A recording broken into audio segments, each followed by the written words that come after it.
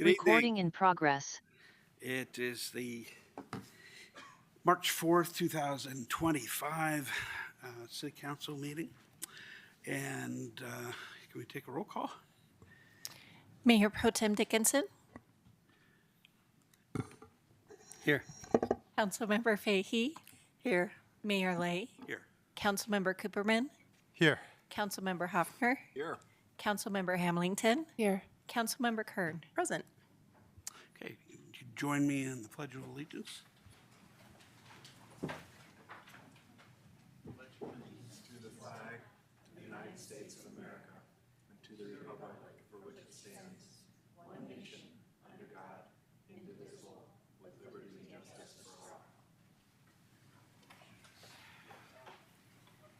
Motion to approve tonight's agenda. So moved. Second. All in favor? Aye. Okay. Any opposed? The next part of our meeting agenda is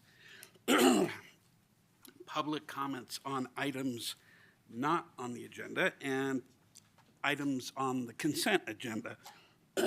And if you are interested in making public comments on whatever subject you might be interested in commenting on, please fill out a card and provide it to our city clerk at the end of the dais. It should call your name. You can come up to the mic there, make sure it's on, and I think you have to press a button and you get a light that's green.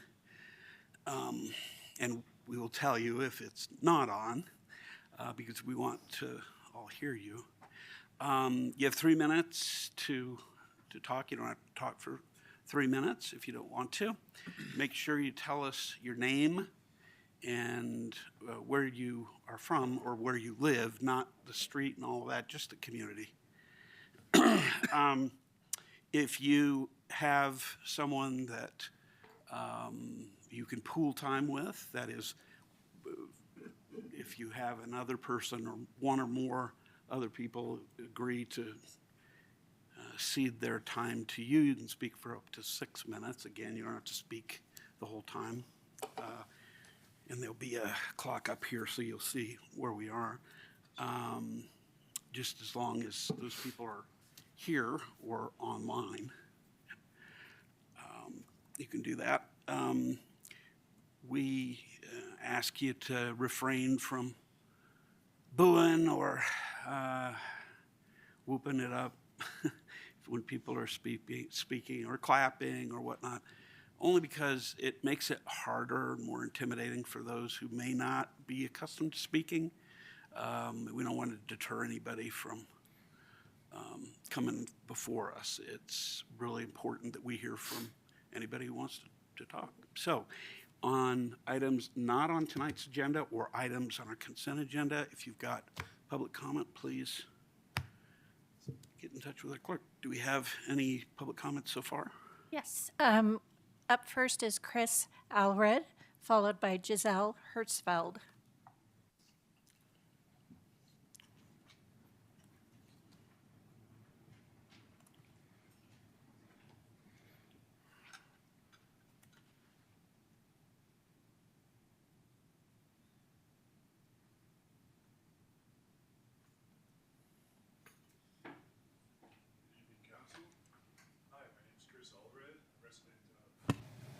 Hi, good evening, Council. Hi, my name's Chris Allred. I'm a resident of Longmont, and I work at Rocky Mountain Peace and Justice Center. And I'm returning here after the past couple of meetings to help bring more information to you about the Rocky Mountain Greenway and Rocky Flats.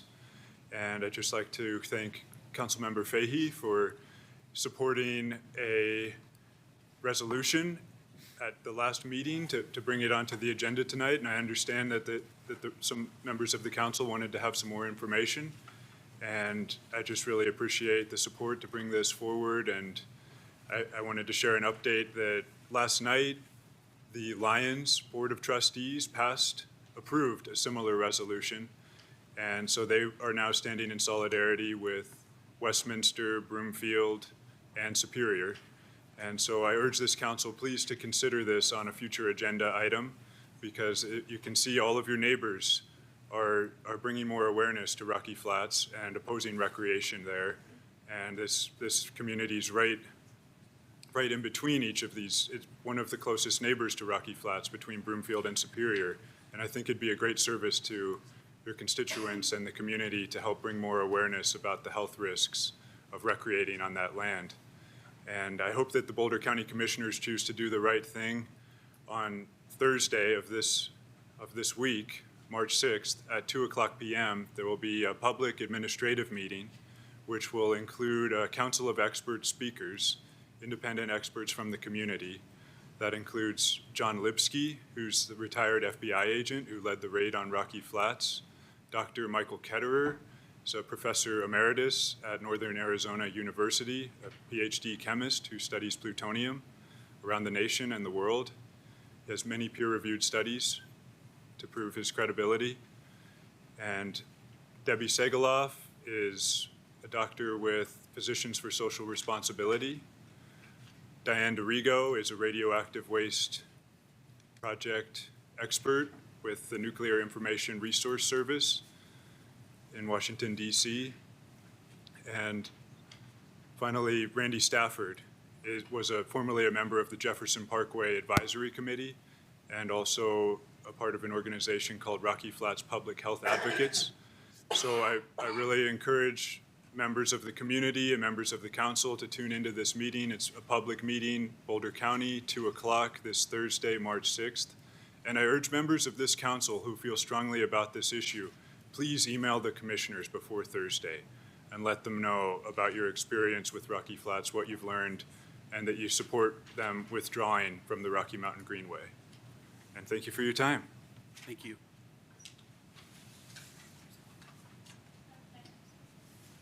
Up next is Giselle Hertzfeld, followed by Claire McLean.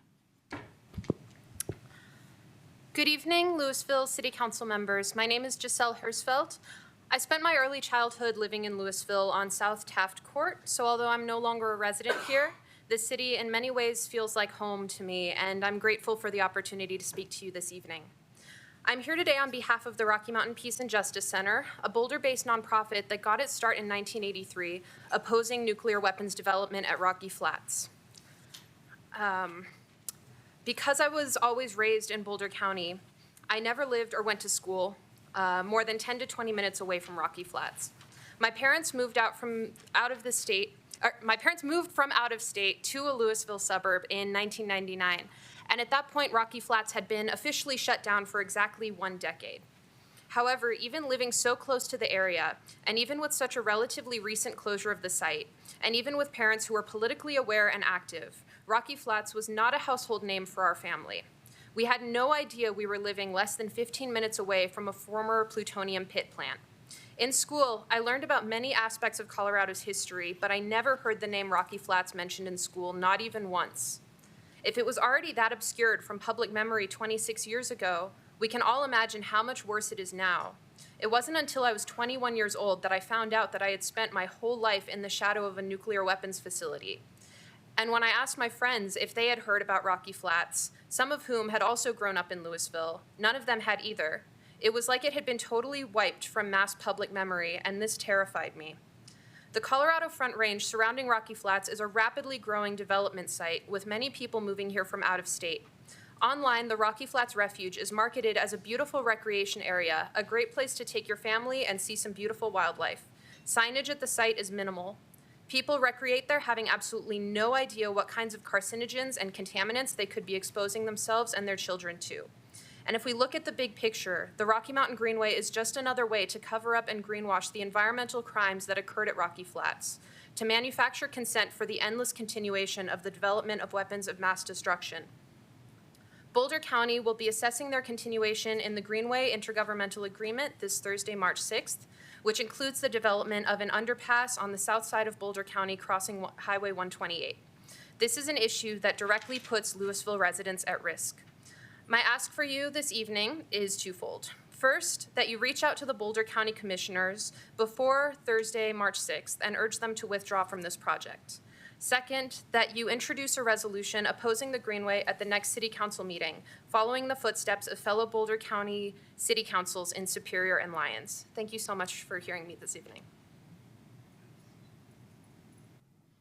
Claire McLean.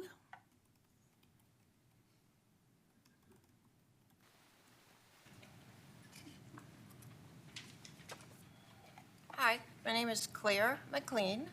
I'm a resident of Louisville, and I've jumped on board, I hope all of you got this, with this initiative to oppose what's getting ready to go on there.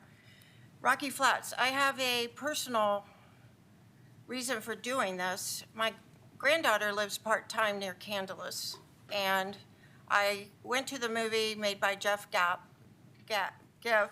I'm sorry, and I'm nervous because I know I only have 2 minutes and 30 seconds. But when I left there, it's called Half-Life of Memory. He did an amazing job of bringing facts out. His dad worked there. And when I left there, I just left there saying, what can I do? My granddaughter lives downwind. How many of you gone on 93? Everything goes from the west to the east. All that dust, everything blows into all those homes. Why are those homes there? I have no idea. You know, have they not been told? And Jeff brings out in the movie that plutonium has been found. It is documented. If you don't know something about plutonium, I got on the CDC's website last night. It emits alpha particles. Plutonium is the most dangerous when inhaled. When plutonium particles are inhaled, they lodge in the lungs. The alpha particles can kill lung cells, which causes scarring of the lungs, leading to further lung disease and cancer. Plutonium can enter the bloodstream from the lungs and travel to the kidneys. This exposes the blood and kidneys to alpha particles. Plutonium is a man-made product if you go on and research it. It doesn't go away. And if it gets in your body, this is my concern. When I go pick up my granddaughter and drive down to Indiana, I feel like I should have on a mask. My concern is there's no signage. I talk to so many people. They've never even heard of Rocky Flats. They're just like, what are you talking about? I don't even know what that is. There's no signage on 93. There's no signage anywhere around there. You have signage on a pack of cigarettes, the risk. We have signage on food today, but there's no signage that tells anything about when people go there, what was there before. You know, most places have that. If you go to a monument, if you go to anywhere, it is an incredible place that was covered up. And I think people should know about it. And I hope that Louisville will get on board in opposing this. Bottom line, would you take your family there? Would you take your dog there? Would you ride your horse there? Would you personally go there? Would you feel like you needed to wash your shoes off when you got home or change your clothes outside before you came in your house? I would. And I think twice about it, rolling up my windows and wearing a mask. Thank you so much. It's about humans and it's about our health. Take care. I hope you will oppose this. Thank you. Claire. Okay. All right. Seeing no other public comment request, let's go to the consent agenda. Can we have a motion to approve the consent agenda? So moved. Second. Any discussion? Councilmember Cooperman. I'm interested in taking item E off the consent agenda.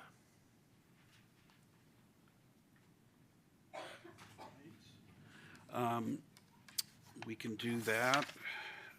Our custom is, as you probably know, that if a council member, at least one council member, would like to take an item off of the consent agenda and put it on the regular agenda, we'll do that.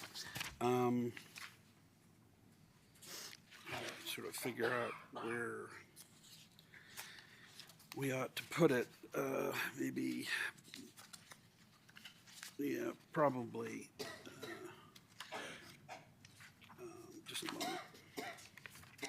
Typically, unless there's some other reason we usually put it at the end. So I guess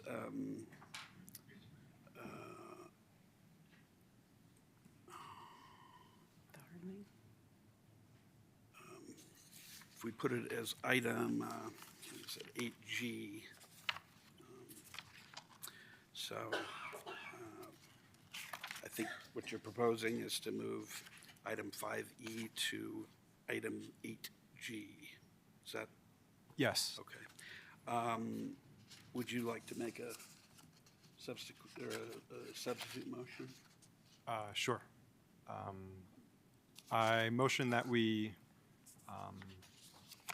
approve the consent agenda, but that we remove item 5E from the consent agenda, and that we make it part of the regular agenda as item 8G. Okay, I'll second that. Any discussion? Let's take a quick vote. All in favor? Aye. Any opposed? Okay. We're done. So, do we have, the next part of the meeting is council informational comments and committee reports. Do we have any reports this evening? Yes. Mayor Pro Tem. I just want to take a second to congratulate several of our local businesses. The Yellow Scene magazine, like Best Of, just came out, and we had a runner-up for East County, Best Barbecue, Lulu's, Best Dessert, Sweet Cow, Best Museum, the Louisville Historical Museum, Best Stage, the Steinbach, Best Shopping, My Saving Grace, Best Jeweler, Eric Olson, Best Gift Shop, Old Friends, Best Record Store, Little Horse, Best Place to Play with Kids, ABC Kids Climbing, and Best Summer Camp, Avid for Adventure. Those are all runners-up. And winners of Best in East County, Best Bread, Moxie, Best Indian, the Taj, Best Italian, Parma, Best Burger, Waterloo, Best Colorado-based chain, I thought that was an interesting one. Any guesses? Snarfs. Best Sandwich, Snarfs. Best Steak, 740 Front. Best Thai Food, Busaba. Best Arcade, obviously Tilt. Best Local Celebrity, that's a category. Face Vocal Band, now they have lots of members, but some of them live right here in Louisville. Best Men's Clothing, Acme Fine Goods. Best Consignment, Found Underground. Best Bank Elevations, I know they have lots of branches. Best Tattoo Shop, Inksmith. And finally, Best Bike Shop, Louisville Cyclery. So just pretty cool. We had so many businesses mentioned, and a lot of us wouldn't know that otherwise. So I just wanted to mention all those winners of that particular recognition. So thanks. Thanks, Mayor Pro Tem. Others? We had a meeting of the Economic Vitality Committee of the Council. I think it's been about a week and a half ago. And one of the things I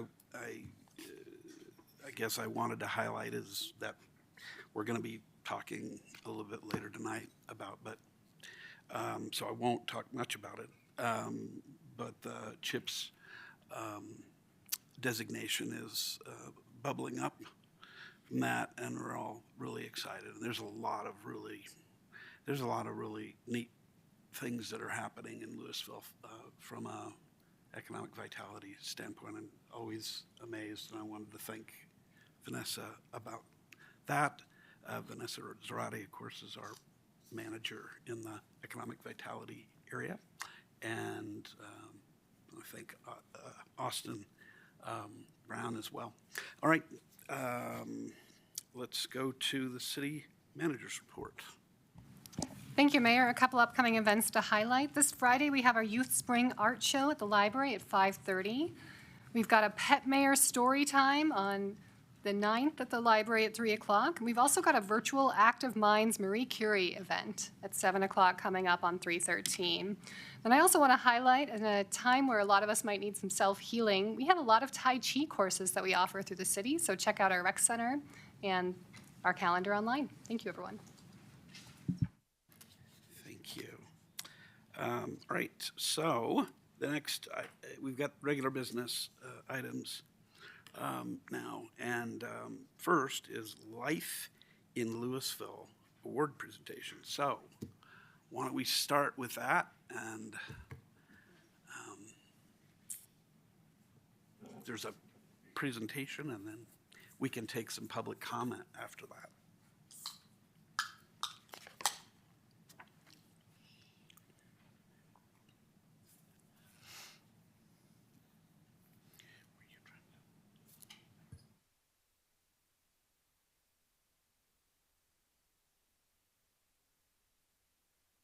Okay. Good evening, Mayor Lay and members of council. I want to take a couple of minutes today to recognize the finalists of our 17th annual Life in Louisville photography contest. We invite residents of the Front Range to submit their favorite photos of Louisville every year, and I believe that these photos end up representing a living memory of our city. So they preserve the joy at our community events, the beauty of our sunsets, the budding talent of our student photographers, and much more. This year, we had 62 residents submit 151 photos, which is double what we had last year. So I'm very grateful to all of our local photographers, whether amateurs or professionals, for sharing their view of Louisville with us. Arts and events, our department, we put together a jury to select the top 3 photos in each of our categories, which we'll see in just a moment. And I wanted to extend one more thank you to local photographer Kirk Fry, who participated on the jury and shared his expertise with us. So yeah, without further ado, we're gonna present the photos that won, and I have certificates to distribute to all of the photographers who chose to come be here today. So please feel free to come and pick up your certificate as I say your name, and I apologize in advance if I make any mistakes with pronunciation. But so in our animal and pets category, first place went to Tamar Krantz. Second place went to Sarah Smith. And third place went to Dale Kirsten? Anybody? Sarah?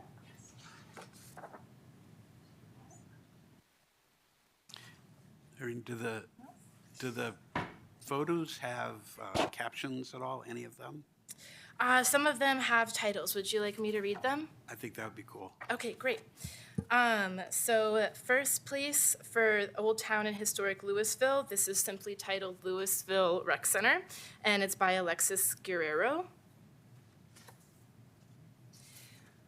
Arts Building at Sunset is second place by Danielle Bellin.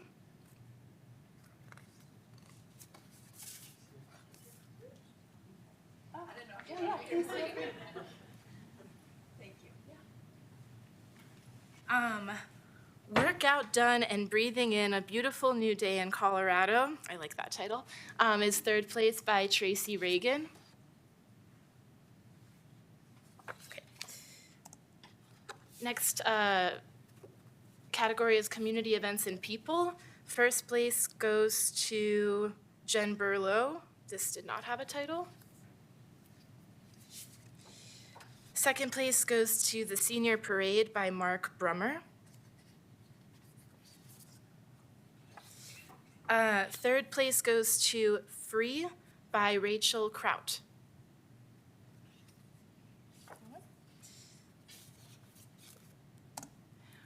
Nature and landscapes, we had so many people submit in this section that we had to do some honorable mentions. So Snow Bridge was by Richard Carande.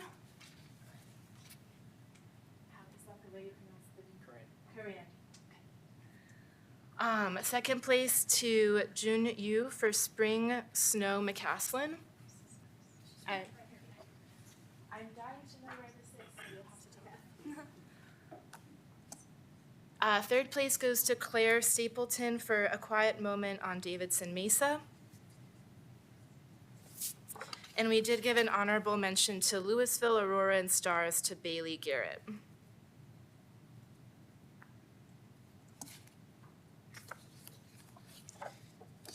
Student photography is the next category. Zoe Sheff got first place. This photo did not have a title. Congratulations. Second place went to Amelia Clasby for A Problem That You'll Understand. I also really like that title. And then third place goes to Porter Hahn for Halftime Revival. And we have an honorable mention to Zoe Sheff for an untitled piece.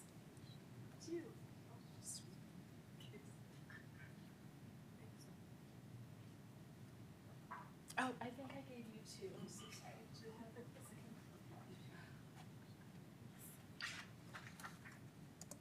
In the sunrises and sunsets category, first place goes to John Casano for Sunset Bike Ride, Davidson Mesa. Congratulations. Second place to Harper Lake Sunset by Sarah Smith. You're gonna have to send that. Third place goes to Sunset over North Open Space, Linda Bossi. And then we had honorable mentions as well in this category. Coyote Run Sunrise to Sarah Smith. And Harper Lake Priya Ni.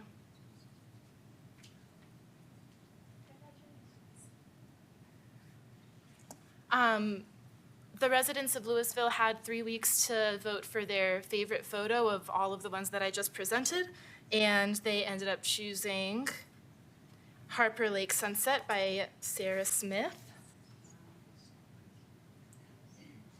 And then our jury also chose a grand prize winner, and that was Richard Karandi. Congratulations. And those are all of our awards, so thank you so much.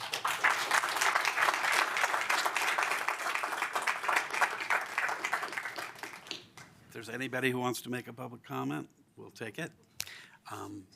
Breathtaking. All right.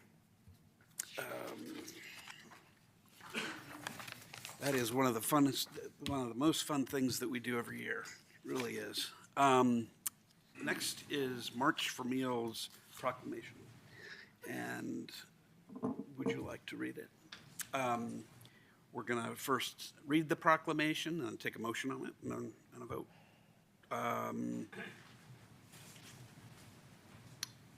Yeah, go ahead.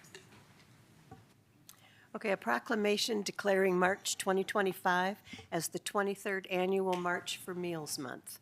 Whereas this year, Meals on Wheels programs from across the country are joining together for the March for Meals awareness campaign to celebrate its success and garner the support needed to ensure that these critical programs can continue. And whereas Coal Creek Meals on Wheels has served Erie, Lafayette, Louisville, and Superior for over 50 years, delivering more than just a meal to older adults, individuals with disabilities, and anyone in need who is at significant risk of hunger, food insecurity, and isolation. And whereas Coal Creek Meals on Wheels works to address food insecurity and malnutrition, combat social isolation, enable independence, and improve health for years to come. And whereas in 2025, Coal Creek Meals on Wheels will surpass 1 million meals served since the organization's founding. And whereas Coal Creek Meals on Wheels provides a powerful opportunity for social connection for hundreds of seniors to help combat the negative health effects and economic consequences of loneliness and isolation.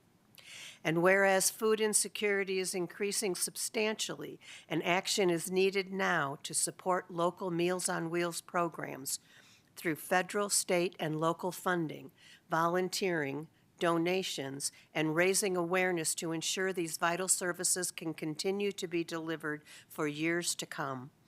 And whereas Coal Creek Meals on Wheels continue to serve anyone in need of a nutritious meal, regardless of their age, income, socioeconomic status, or other factors. Now therefore be it resolved that the Louisville City Council does hereby proclaim March 2025 as a month celebrating Coal Creek Meals on Wheels and urges every community member to take this month to honor the programs, the individuals they serve, and the volunteers who care for them. Our recognition of and involvement in the National March for Meals celebration can enrich our entire community and help combat hunger and isolation. Would you like to make the motion? I would move to make this proclamation. Second. Okay. Any discussion? All in favor? Aye. Aye. Any opposed? Great. And I think we have Nate here to accept the proclamation. Do we not?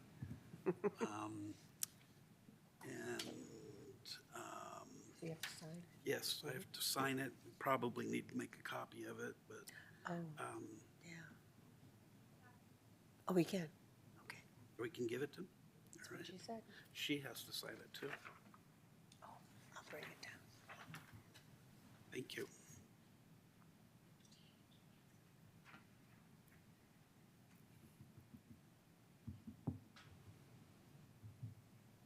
You want to take 30 seconds to say a word, Nate? Yeah, my name's Nate Bruckert. I'm the executive director of Coal Creek Meals on Wheels. I've been there for 10 months, and so I get to say I'm new for 2 more months.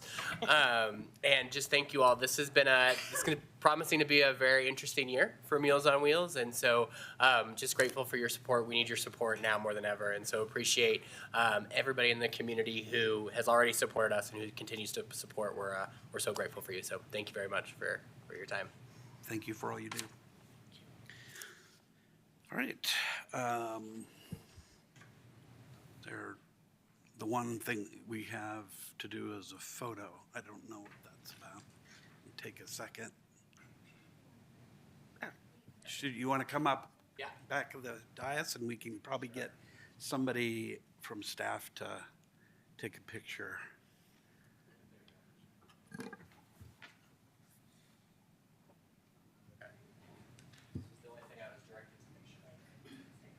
Was to take a picture? Right. Yeah, let's do that. This is a big enough deal.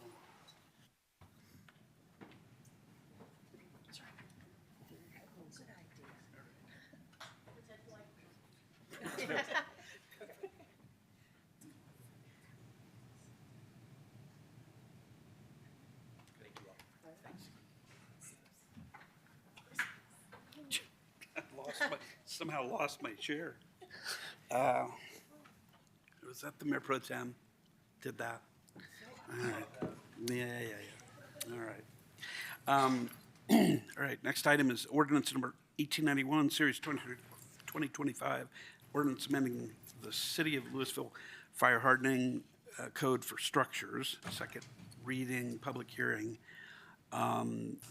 This was advertised in the City of Louisville's website on February 7th, 2025. I will open the public hearing and ask for a staff presentation by Director Zaccaro. Yes, good evening, Mayor, members of City Council. Let me get my PowerPoint up here.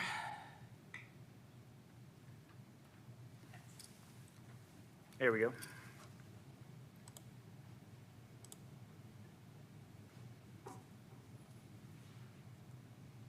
All right, so a little background. The City Council adopted Ordinance 1884 last year. That was our first citywide structure fire hardening code. So we had some discussion direction about that last year. Council wanted to take a citywide approach, something that was a little easier to, for people to meet. Affordability was important, but something that would improve resiliency throughout the city. So that was the intent of that code. That was adopted in November of last year. It went into effect in December. We ran that code through pretty quickly at the direction of council. There was concern. We didn't, as new homes were coming in, especially in the Marshall Fire area, we wanted to make sure the code went into place as quickly as possible. Since that time, staff has looked into this a little further. We've gotten a little bit of feedback, not a lot, because the construction season is coming up for repairs and alterations, especially fences and decks. But in consideration of that, staff initiated some amendments. We wanted council to consider some options to further address the potential of affordability and attainability for people being able to harden their homes. So we wanted to present that tonight to see if council was interested. Again, this is a citywide ordinance. We talked a lot about wildland urban interface codes. There is going to be a state mandated minimum wildland urban interface code coming later this year that is on our work plan. The context is that we were going to look at that code in the areas of the city that had more probability of fire danger at the wildland urban interface and have a more extensive code. So this code was to include some of the basic structure hardening and not include things like defensible space and landscaping and so forth. So what council ended up adopting were fire-resistant material requirements for this list of items, really the shell of the home, vents, coverings, the roof, all of that. A lot of this doesn't get changed out a lot, but because it's a citywide ordinance and it applies to alterations and repairs, what we're really anticipating is a lot of fences and decks coming in, especially this spring. This will be a new requirement for a lot of people. So what we based the ordinance on was a standard for flame spread. So that's a pretty common standard for fire resistance of decking materials, especially. This evening we're talking about decking and fences, so staff wants consideration of those.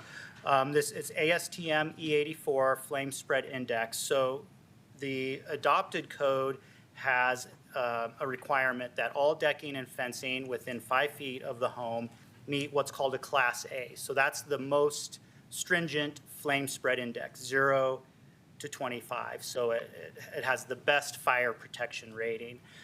Class B and Class C are also sometimes included in wildland urban interface codes and home hardening codes. They do have different levels of fire resistance. Of course, Class B and Class C, they're not as ignition resistant, or they don't have the same protection with flame spread, but they're often accepted as better than wood. The baseline option is pressure treated wood. That's the cheapest option, but also has the least protection. So again, staff is wanting consideration of these amendments because what we're finding is there's somewhat limited material availability for Class A and Class B. You can certainly get it. We're not saying you can't get it. It's probably mostly special order for Class A and Class B. We did find that there's Class C availability at local retailers. We think that providing some more options will hopefully lead to more compliance, higher permitting and code compliance rates. We're a little concerned if we make it too stringent or too expensive that many just won't comply. They'll make the repairs without getting permits and complying. So that's a concern. There's always a balance of that. So we did some research through some local lumber yards and home centers to see what Class A. So our proposal is to allow Class B. Right now our code says Class A, so I'm talking about decking right now, so going from Class A to Class B. So that would widen the availability. It's a little bit cheaper for Class B. You can see in that footnote there that and our proposal isn't for Class C, but there is local availability at Home Depot and Lowe's. It's quite a bit cheaper for the Class C material. So if we priced out just the materials on a deck, we took the average of the Class A, the Class B, the Class C, and then the pressure-treated wood, and these are our assumptions.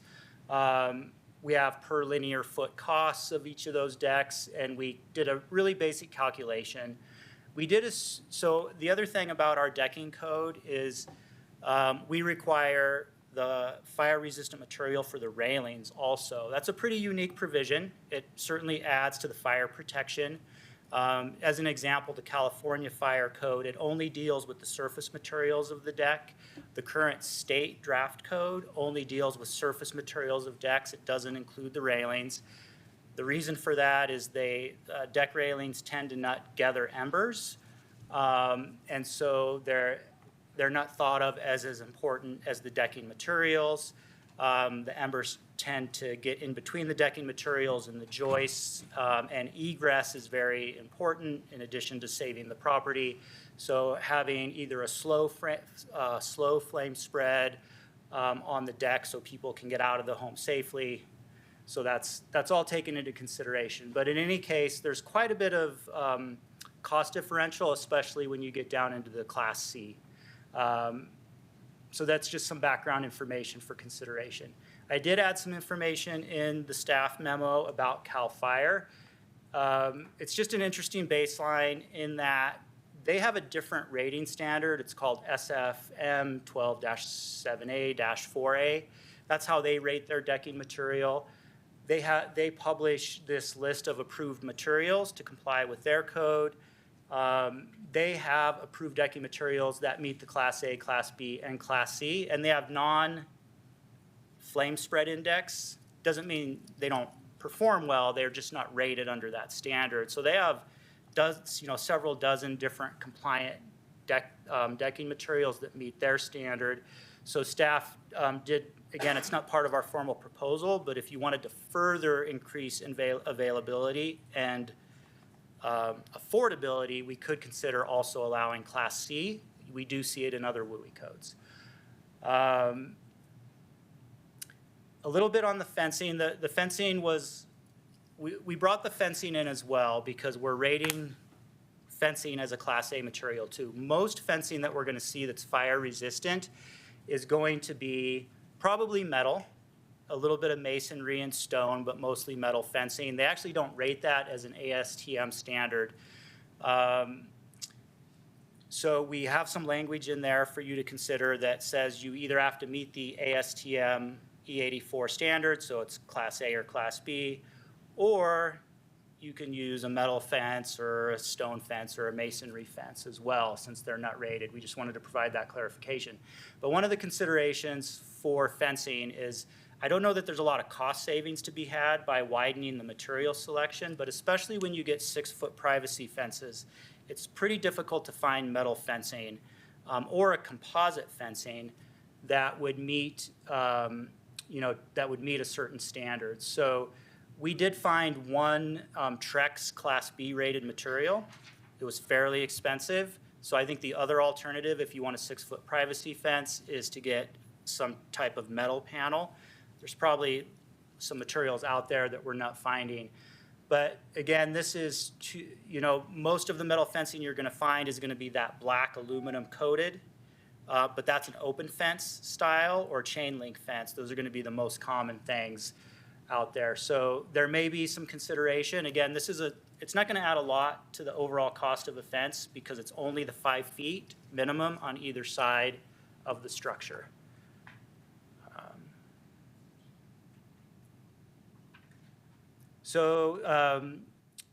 This is up for council consideration. I did have some alternate amendments that could be considered. We've had quite a bit of community feedback on this. One is that there could be consideration of removing the Class B allowance for fence materials. They just simply have to be Class A or metal or masonry or stone. I think the cost is going to be less of an impact. There could also be consideration of allowing Class C decking materials because there's a pretty big jump in savings and material availability if you open it up to Class C. But again, the proposal before you is to open it up to Class B or better for decking and fencing materials, and also clarifying that stone and metal and masonry are allowed for fencing materials. So I would be happy to answer any questions. Council members have any questions for Director? Yes, Councilmember Fee. I have a question. Didn't we pass an ordinance saying that an HOA couldn't require a wooden fence from the fence to the house? There had to be a 5-foot spacing that had to be fire resistant? We did not pass a local ordinance in relation to that. We passed an ordinance that said if your planned unit development, your PUD, requires a wood fence, that was no longer would govern for the fence type when it comes to the wing fences. So that was overriding the PUD standards, but not the HOA standards. Okay, thank you. Other questions? Yes, Member Tim. Is there such a thing as the FSI index for the treated wood? I'm just wondering what the comparison, just the pressure treated wood. It isn't rated under that ASTM E84 standard. So I don't think you're gonna rate it because it's gonna burn quickly. It's a soft wood typically. And I don't think they go through the rating process for that. I'm just trying to understand if you can help me, like, you have 0 to 25, 25 to 75, 76 to 100, and then is it like 10,000 or is it like 200? You know what I'm saying? Like how yeah. much improvement is there from a pressure treated wood that is typically used to a Class C? Is that an enormous jump in fire resistance to go from pressure treated to Class C? I don't know the technical answer to that at all, but I think we believe that your basic pressure-treated wood is going to be quite flammable compared to all of these options, but I don't know what the rating difference would be. We do have our building official, Chad Root, online. I don't think he knows the technical answer to that as well, but I just want to make everybody aware. If you have questions for Chad, also, he's teaching a class at a conference today, but he's available. He should be available online, I think. And then my only other question is, comparatively with other communities, you're kind of talking a lot about comparing this home hardening. Right now we're Class A. We're considering maybe Class B or Class C. But this is typical in other WUI codes that you've seen. Are there other, like, just general all citywide building codes that have this kind of restriction? Sure, yeah. So not that I'm aware of. And to be fair, a lot of WUI codes will require Class A materials because they're in the highest danger zones. They may be living in a highly wooded area and have a much elevated fire danger, and they may require Class A. I'm referencing the CAL FIRE standards because they have a broad range of allowed materials. I don't know that I got to all your. Yeah, no, it's like, so we're, just comparing apples to apples, as opposed to apples and oranges, but this is not, as you said, we're going to be dealing with the WUI code in the coming months. Yes. This is not our WUI code. This is our citywide building code, home hardening code for the entire city. So the second question, you answered it quickly, was just if it's typical to have Class A, B, or C as required for a citywide. Oh, yes. So I'm not aware of any other cities that have a broad home hardening code that has all the elements that we have. I do know some cities, especially, I do know Colorado Springs is one example. Several years ago, they required Class A roofs all across the city as a home hardening standard, but they didn't require any of the other elements we have in our citywide code. I'm not aware of other cities that have broad citywide standards. I'm sure there's another one, but it's fine. Okay. Other council members? Councilmember Hamilton. Thank you, Mayor. I have two questions for you, Rob. The first is the within 5 feet of structure for the fencing.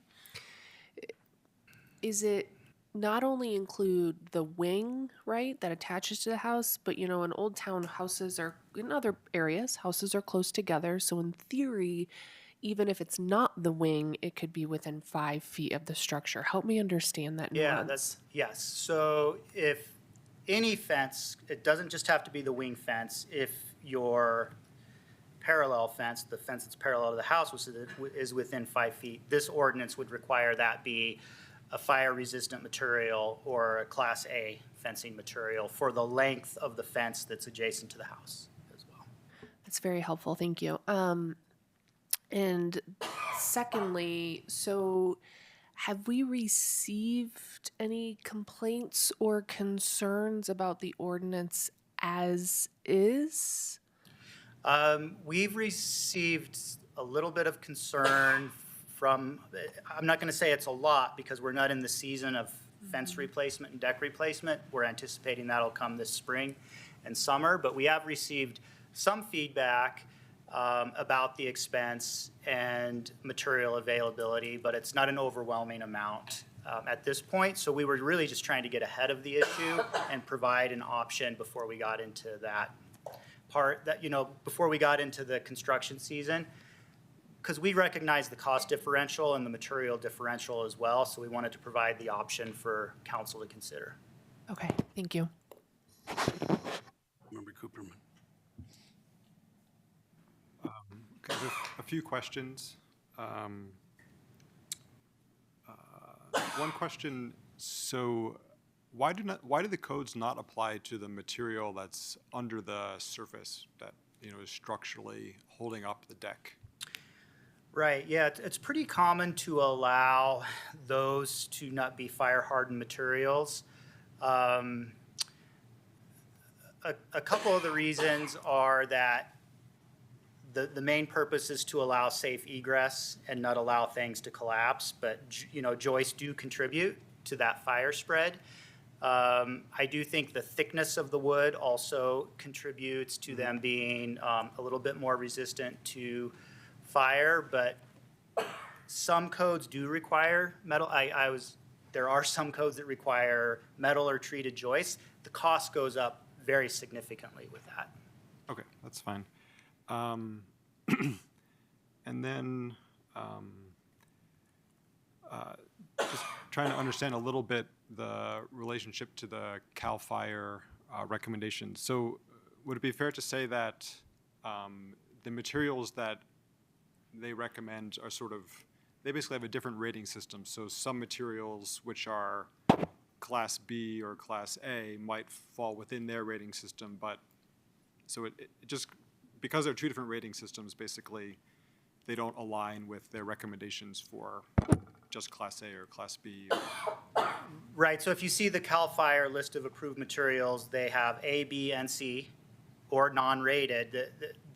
But I think the point that staff's trying to make is that a Class C rated material may also meet the California standard for a wildland-urban interface approved deck material. Right, and it's basically because they're using a different standard than the... They have a completely different testing standard of what they're looking at for the material that's just used in California, is my understanding. Mm-hmm. So the only point was that they have a lot of experience with WUI codes, and there are, so the ASTM class standard is just one way of rating a material.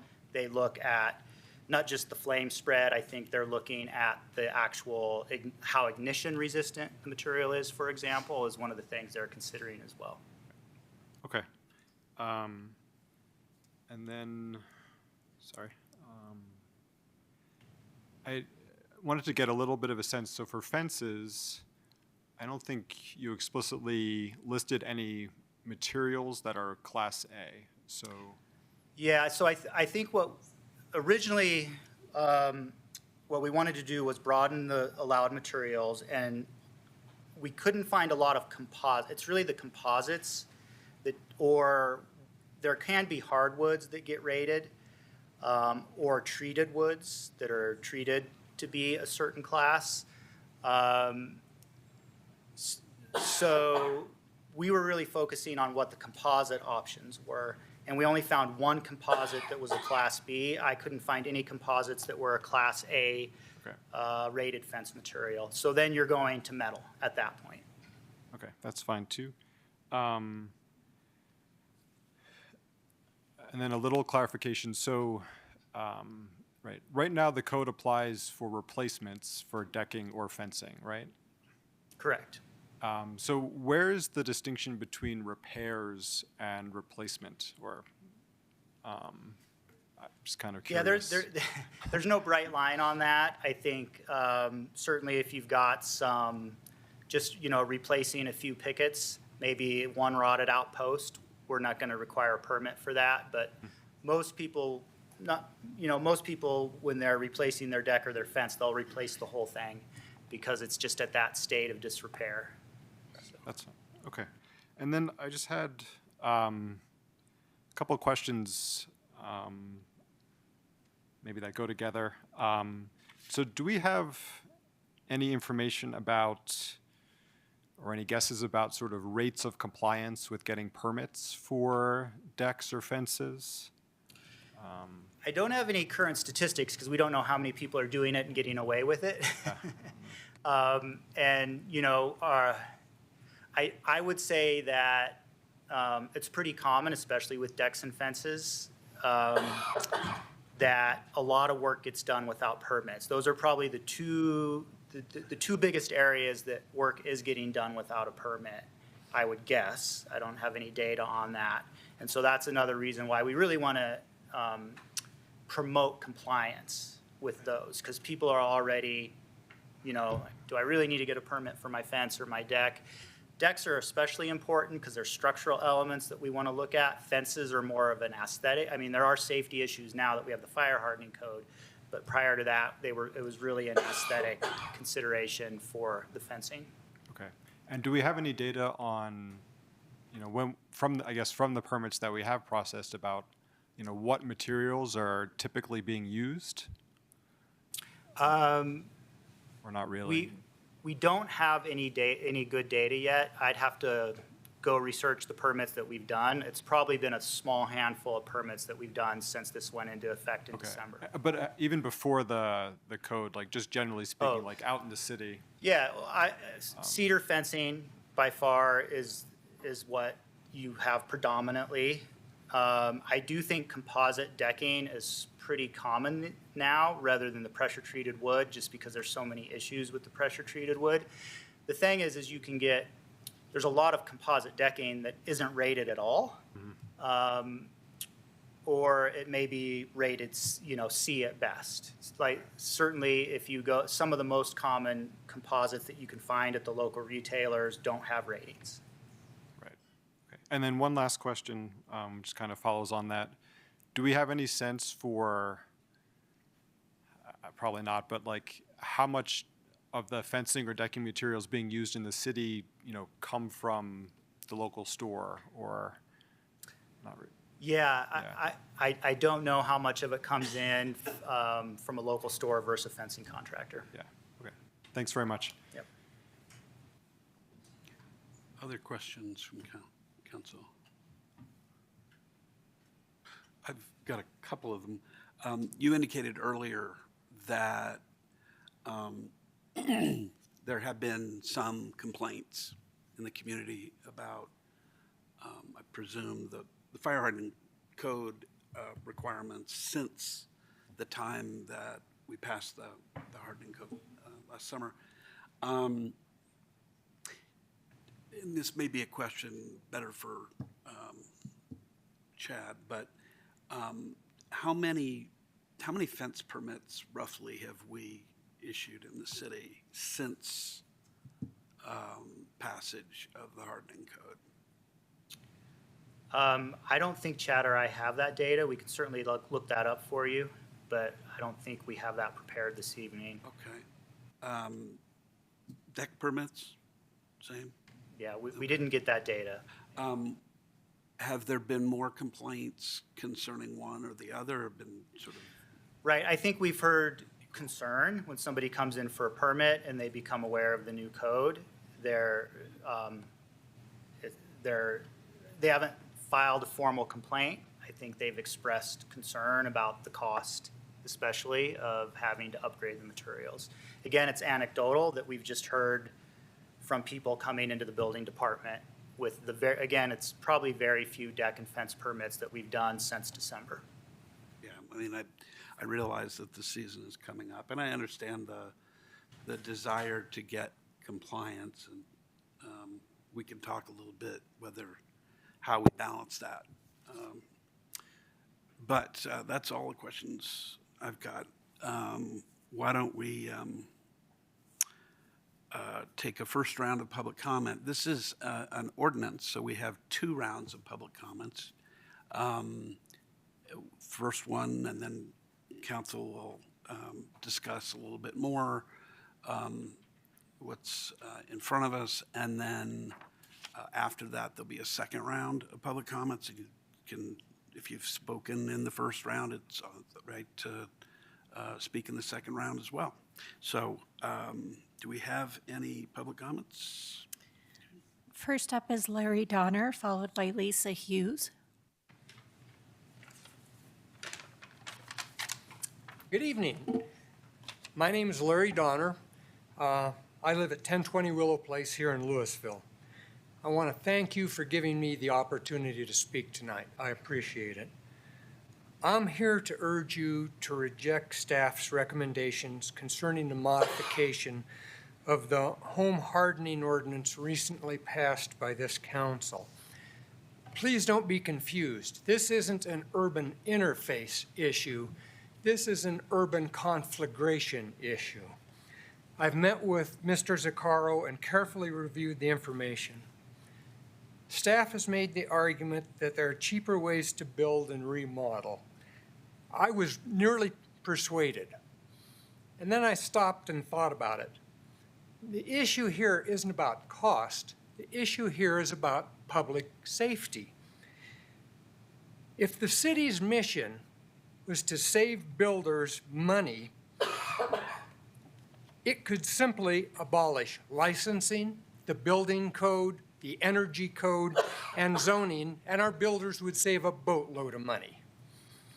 I don't think that's what the city's mission is. The second argument is that cheaper materials will encourage do-it-yourselfers to buy permits and abide by the code.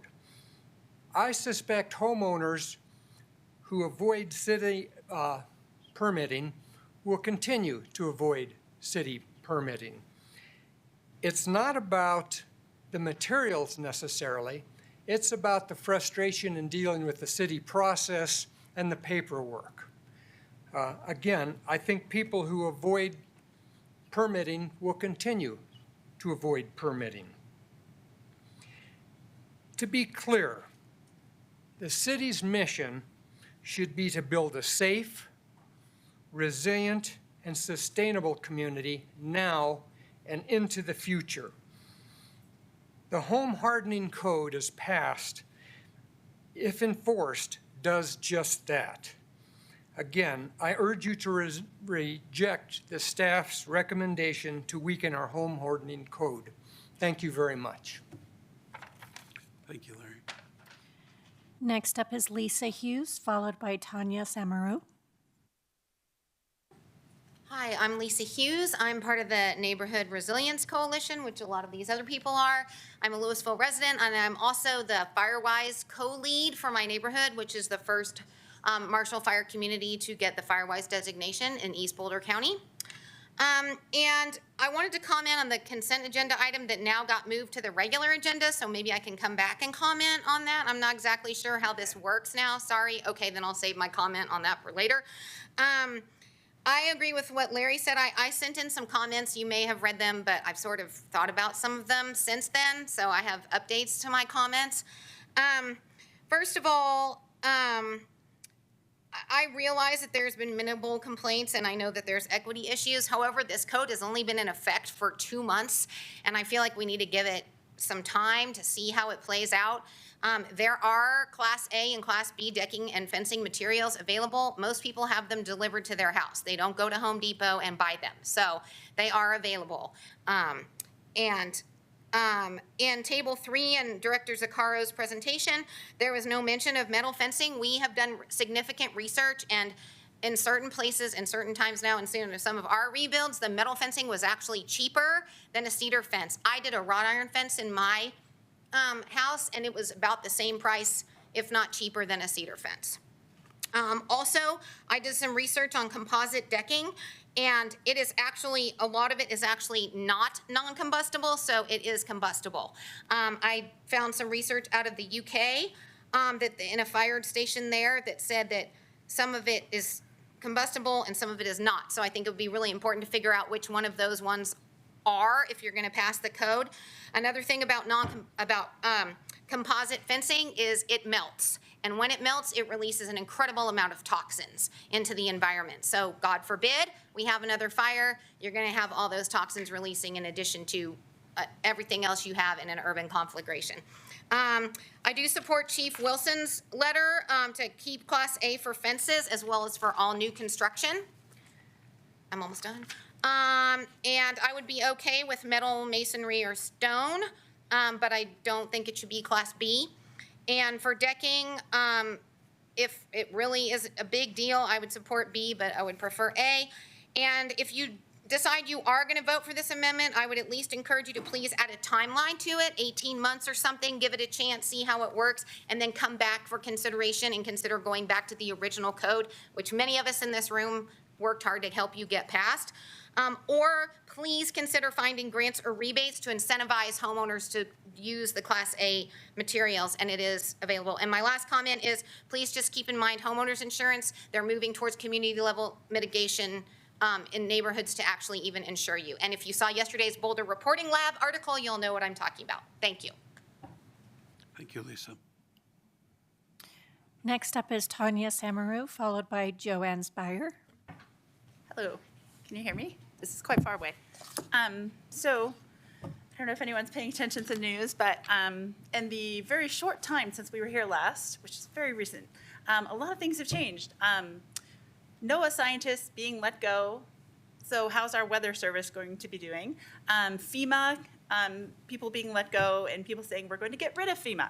So I think if I were a council member, I'd be looking forward to the next few years thinking, what would we do without all this federal aid? I mean, the need for us to protect our community and to be sustainable and self-sufficient and to not need that kind of, we need to be disaster resilient. I want to point out that our fire chief, when we had a meeting with residents and Director Sakaro, said something that I was really glad he said out loud, something like, we need to protect these neighborhoods from the next Marshall Fire. And in his letter, he says, this ordinance will help the fire district protect homes from fires that can lead to the next Marshall Fire. And I think we don't say that enough. This thing can happen again. It's going forward from the assumption that it's a fluke is not solid. Or that there will always be the help there that we had in the last fire. So I want to say, please reject changing the Class A materials to Class B. Please allow the amendment that would allow the metal fences just to formalize that. And, the fences, I can't understand the reasoning behind it besides some people want composite. I have to point out that aesthetics change. There was a day when people didn't want to see solar panels on houses, but now we all think it looks fine, don't we? And as far as the Class B decking goes, we haven't heard that anyone has actually gone to do a complete DIY deck replacement and struggled because they went to Home Depot and they didn't have the materials. I mean, anyone who would do that would be a very sophisticated homeowner who would be, engaging a structural engineer and everything. And, they would probably just order their deck materials like everyone else and have them delivered on their driveway. So I can't come up with a reason why we are back here so soon. It's frustrating for us. We just want to go back to our lives and feel like Louisville's moving forward because we didn't do this all in our new neighborhoods. It would have meant so much to the city if we did. So now it's going to take decades until we move the needle to make Louisville more resilient. And we just have to get going on that path. Should you decide to go with some Class B materials, and I hope you won't, I hope you will place some kind of a timeout to come back and visit it. The market is changing. What people expect and what they like, this needs repair, is changing. So, please do not give this a go. This is we did this for a good reason. It's a good policy, and everything that's happened since we passed this ordinance points to we just need more of this. Just get on the path, step after step, and march towards disaster resilience in Louisville. Please, thank you. Thank you, Tanya. Up next is Joanne Spear. Hi, my name is Joanne Spears. I live in the Enclave up on Davidson Mesa, and I'm urging council to reject this proposal. My number one, and I think I've stated to city council before, I believe that your number one priority should be safety of the citizens. And I have heard both Mr. Donner and Chief Wilson indicate that had the wind not died, all of the city would have burned. And so if you were evacuating along McCaslin, the time of the Marshall Fire, or you've seen any of those videos, you would have seen the fences like wicks, just total flame. And so I struggle with the idea that you would reduce the safety of conflagration of the whole city for what appears, and I haven't quite fully understood, kind of not even any complaints, but at a minimal cost to make it safer. And that's certainly what should be the goal. I also recently heard at a meeting Chief Wilson indicate what has burned before will burn again. So, again, I struggle with this concept of making the city less resilient for what appears to be not any complaints at its point, and really for what I kind of sense is minimal cost. And so I urge you again to not approve this additional amendment and let the Class A decking and fencing remain. Thank you, Joanne. Okay, any online? No. All right. Let's go back to council discussion, and if there's any questions. That's good. There has been a request for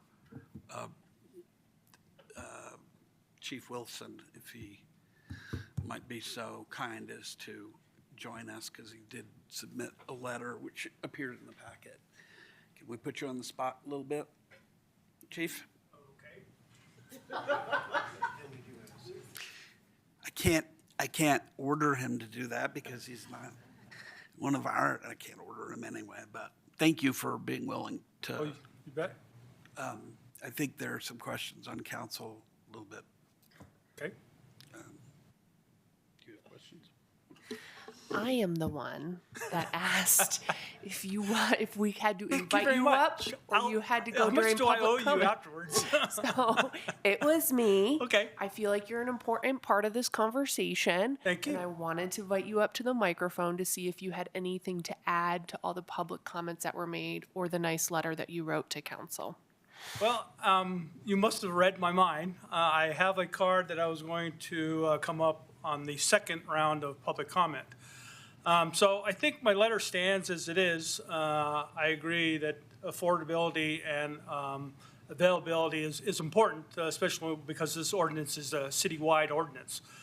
I really struggle with fences because of the data that we saw that fences were acting like wicks and catching houses on fire. So I'm okay with Class B decking if we have to go that route. But I would say that all new construction has to be Class A. I think if a person can afford a new house, can afford that little extra cost to protect their house.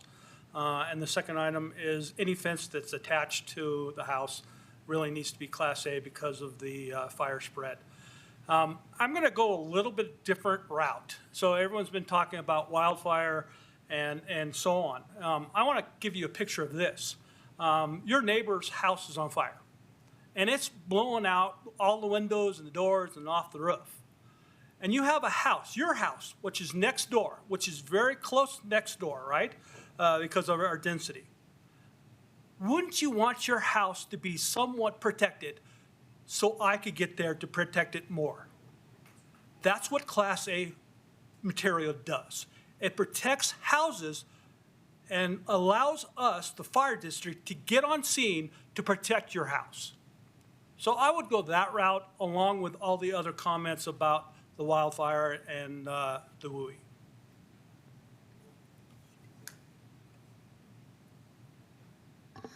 I have more questions for you Sure. then. Go for it.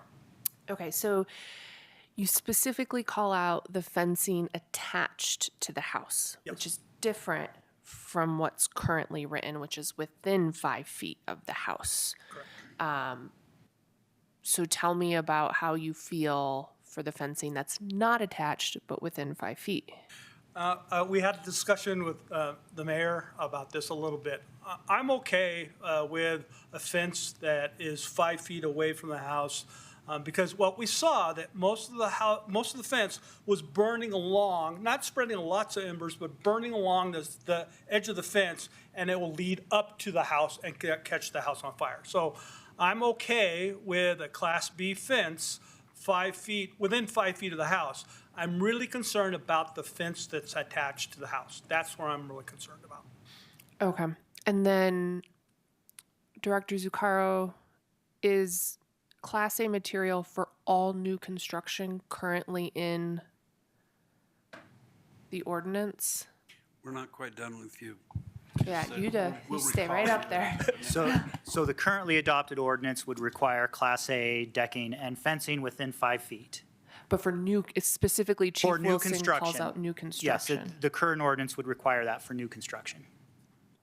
Okay, and the proposed, And, yeah, so our proposal isn't changing the applicability, it's just changing the allowed material for both new construction and repairs and renovations. okay. That is very helpful. I think I'm good for now. Thank you.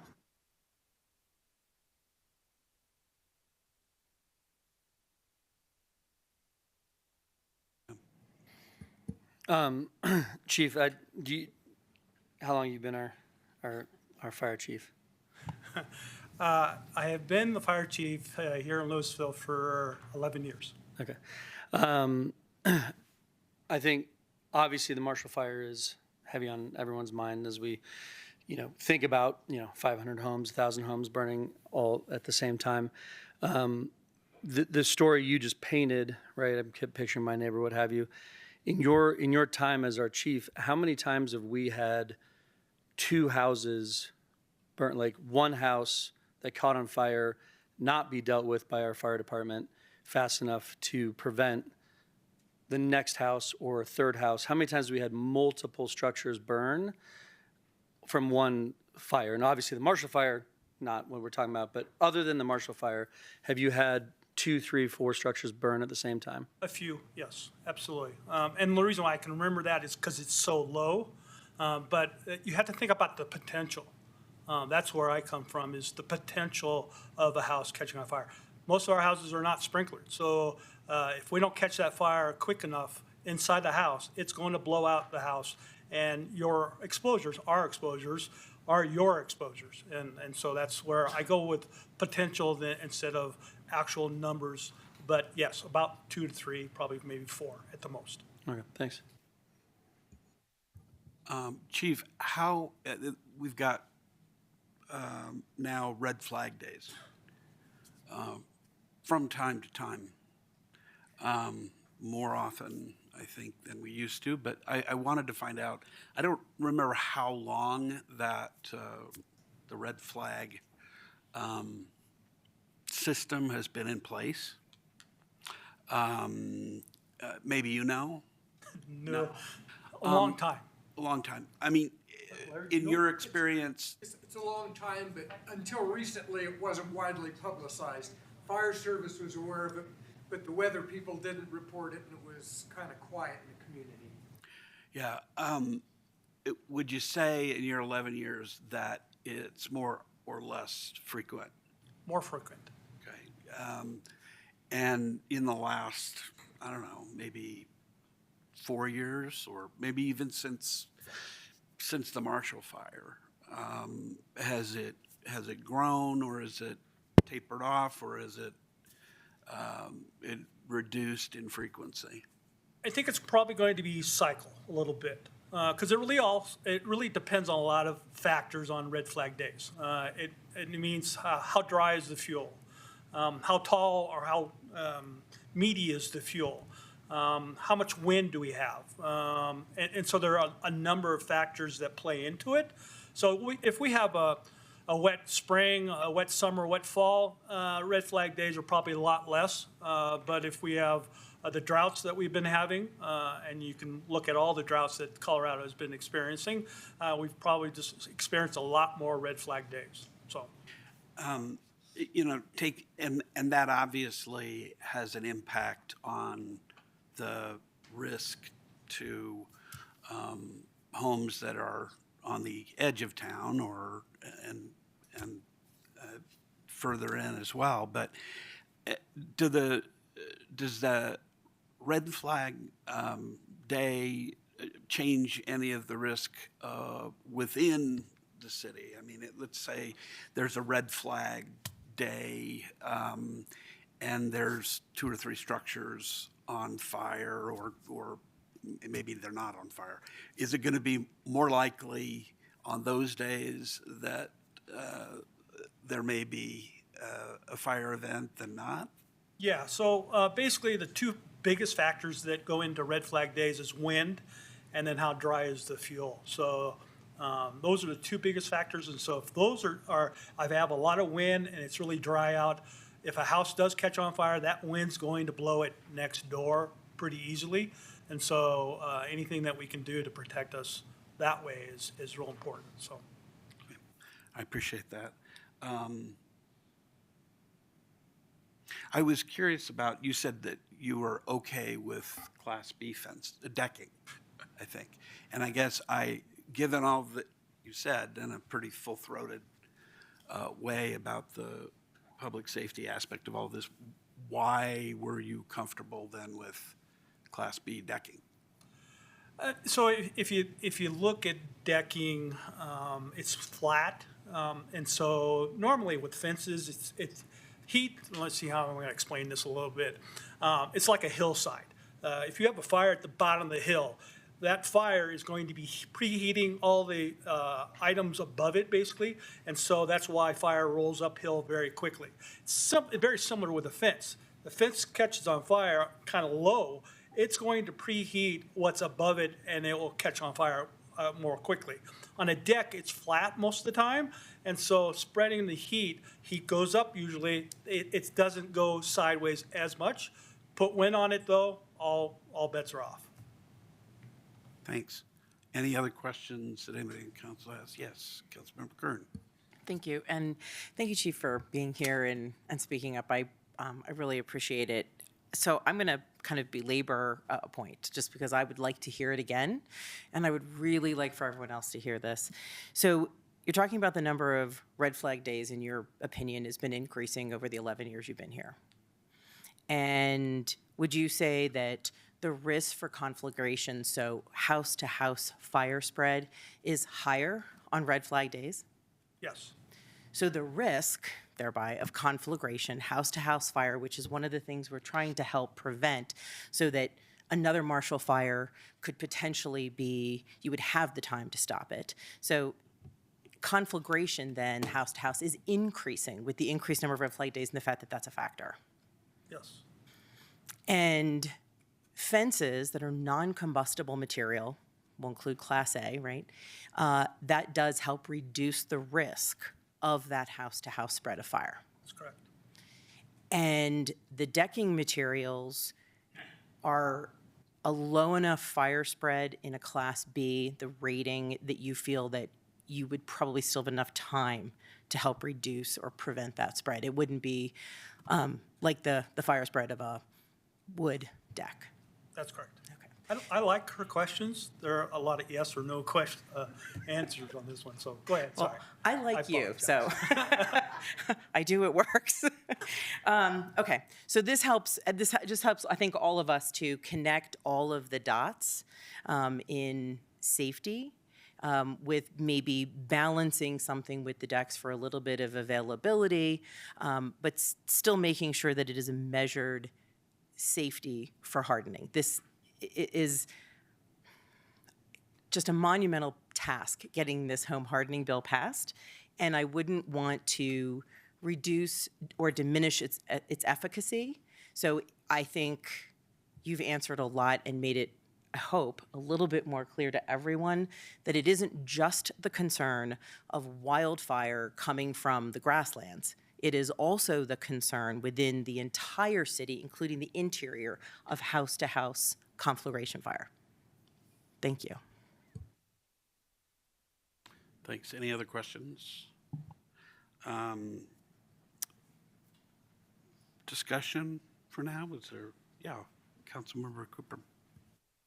I do have one more question, probably for Director Zuccaro. So in the packet and on your slide, you gave some of the cost comparisons between materials, and I was wondering, the costs are just to purchase the materials.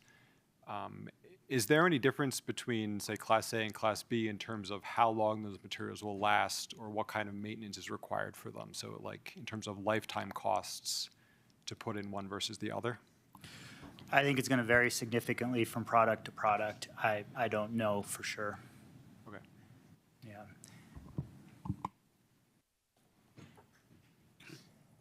Any discussion for the moment? We can take some more public comment. Do we have anybody who'd like to add to the debate? Do we have? I think we may. Looks like we're getting ready to.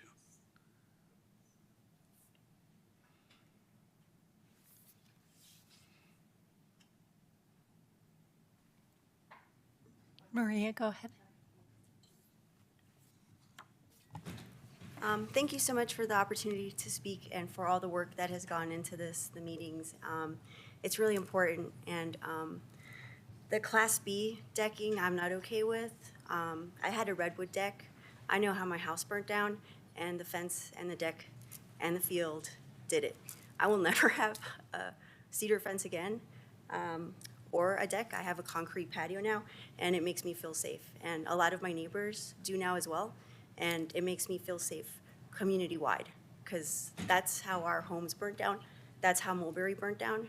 And this code makes that less likely to happen citywide.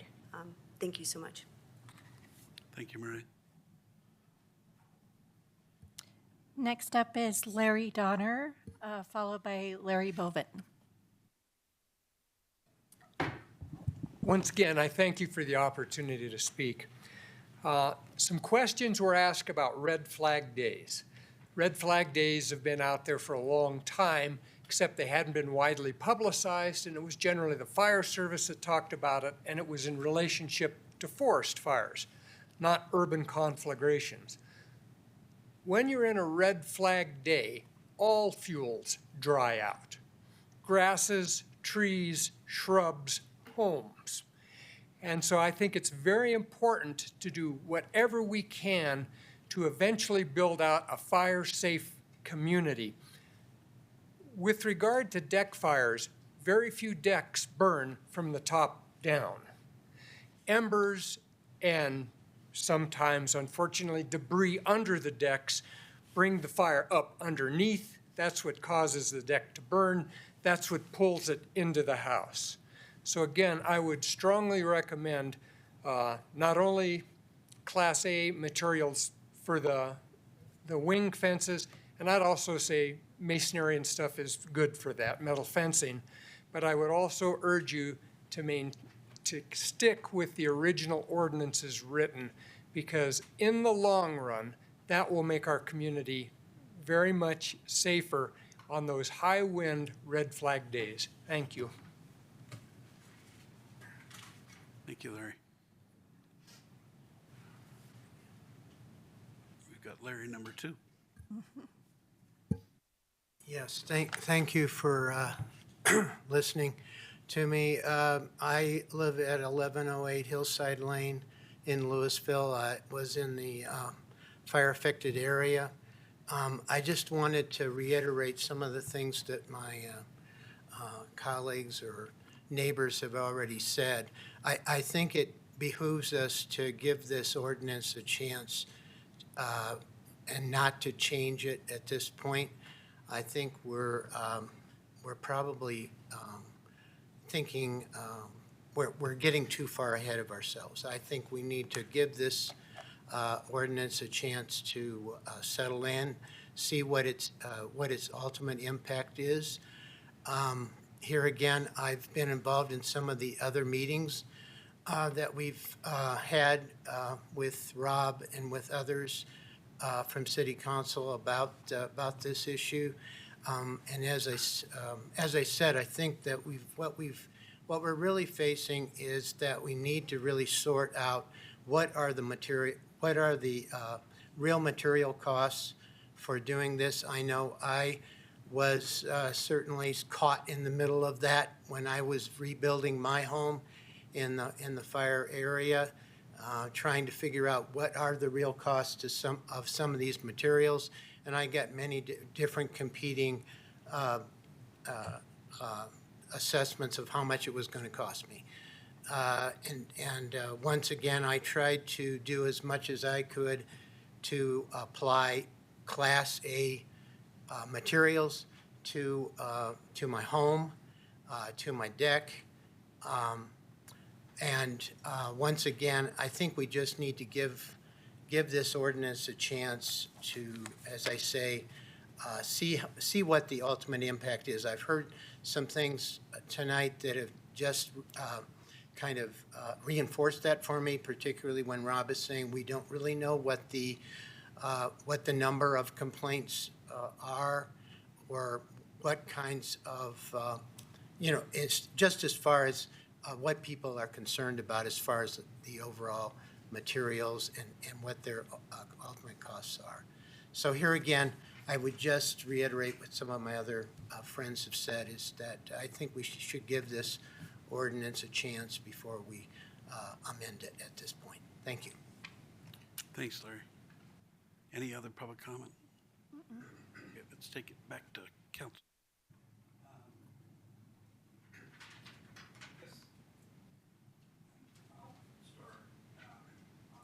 I'll start on this. First of all, I know that this came forward under, in good faith, because I know that there was a question about the materials, the availability of materials, cost of materials, and and a question about that I think is rooted in part in just trying to encourage more compliance and to recognize the equity that we want to encourage people to be able to do the right thing at a reasonable cost. So I really appreciate the suggestions, and I think we've had a good discussion about them, and I think that we'll obviously have a good discussion here.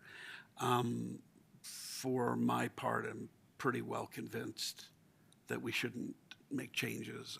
I think it's, we worked really hard on this last year. A lot of people gave really good ideas. I think staff did a terrific job in drafting and tweaking and taking input and so forth. And we've got a lot of people in our community who know a lot about this. Obviously, those in our community development know a lot about that, and enforcement and so on. But we have a lot of people who've been through this and who've done huge amounts of research. I wish they hadn't. I wish they hadn't had to do that, honestly. And I bet they wish that too. And we've got a former fire chief, and we've got current fire chief, and I really appreciate their input as well. I am one who believes that we could have another Marshall Fire. A lot of the, we have done a lot of things to mitigate, and we'll do a lot more, but we still have climate change, and we still have a lot more red flag days, and we still have high winds. It's just a fact of life around here. And what I do worry about, and I worry about this a lot, especially coming down toward my house, coming down, Pine, and seeing all those cedar fences. It's something that I think we need to strive to help the city harden. It's going to be a while. I think I'm persuaded that the mere fact that a material is less expensive probably is not going to induce a huge amount more compliance. I've watched too many fire videos to disagree that just watching those the wicks and or the fire running along fences, and it's just horrifying still. So that's where I am on this. I want to defer to others as well. Councilmember Hefner. Yeah, thank you. first want to say thanks to Director Zuccaro for the great packet. It gave me everything I needed to have this conversation, I think, as well as everyone's helpful questions. I largely agree with the mayor for the same reasons he said. I don't necessarily see the cost difference between, I mean, it's real, but the cost difference between a Class A and a Class B deck is not huge. It's, by my math, it's about 16%, which is real money. I mean, I don't want to minimize it, but it's not a huge premium as compared to, say, the difference between wood and Class A, which is an enormous difference. And likewise with the fencing, we're talking about the fencing within 5 feet of the house. We're not talking about the entire fence. And so I'm persuaded that what we did the first time is still correct, with the one caveat that I think the clarification on masonry and metal and sort of what I'll call obviously fire-resistant materials makes sense to change. And then just one cleanup that we probably should have caught in the original ordinance is it refers in different places to either flame spread rating, flame spread index, or just flame spread, and I think we should probably pick one of those. I'm not sure which one is correct, but whichever one is correct, and try and use it consistently. But otherwise, I'm persuaded by the mayor's comments and appreciate the discussion. Councilmember Fahey. I'll agree with the mayor and Councilor Hefner. I think keeping this as it's written, as it was passed, is important to at least give it a chance. And they're talking about changes in the weather and the likelihood that this will happen more frequently. And the other issue that's coming up now is with the red flag days, how much longer is it going to take for the Weather Service to announce that it's a red flag day because the winds are high, because they're not, I mean, the National Weather Service shutting down is going to delay a lot of things concerning fires and floods and other disasters. So I would like to have as much protection in place as possible. So I will be voting for the ordinance the way it's written. Member Tim. Thanks. Yeah, I'll say my piece. I don't think it'll win the day, which is fun. I think there's a continuation. So we heard a lot of is like, why wouldn't you do everything you can? Well, no one here is suggesting we do everything we can. Like, that's absurd, right? So everything we can is like no fences at all, or like, why would you allow cedar fence anywhere? Anyone in town should tear it down. Like, we are not recommending that we do everything we can to prevent a fire. That is a false narrative. So for me, it's what can we do to decrease the chances of fire and what is a responsible thing to do. And so for me, having a fire-resistant decking is a very good thing to do citywide. And so fire-resistant, A, B, C, I think those are all really good choices for decreasing the likelihood of the spread of fire in 99.9% of the situations we're going to deal with.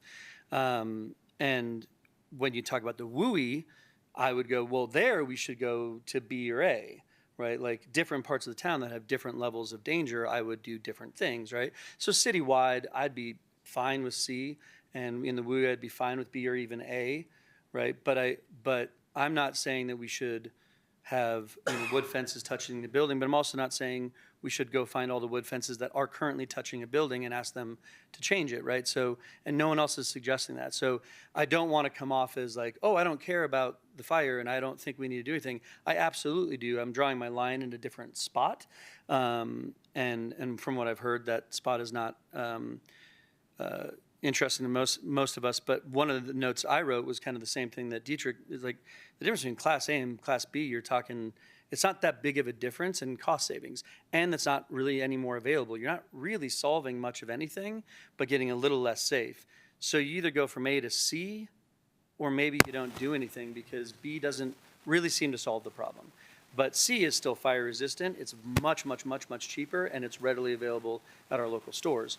So that solves something citywide. And then when we come back for a WUI, you'll hear a different Councilmember Dickinson arguing for something different in a different part of our community than one block from this building. So I don't see it the same way, but I agree with the mayor. I definitely think another Marshall Fire type thing is possible in our town, in a neighboring town, in other states. Like, there's no part of me that's like, it was a fluke that'll never happen again. But I'm also not prepared to pave over Davidson Mesa to prevent a Marshall Fire. I'm not going to do everything it takes to stop the next fire. I won't do that. But I think there are really good, reasonable steps we can take. And I think Class C is a really good step. And remember, we still have Class A roofs. We still have, fire-resistant siding. We still have a lot of other things that are all a part of this package. And I think a Class C, I believe that if our fire marshal or fire chief is being fair, I think a Class C deck next door to a house that's on fire is not the cause of concern for whether the fire is going to spread from one house to the other. We're fighting the fire.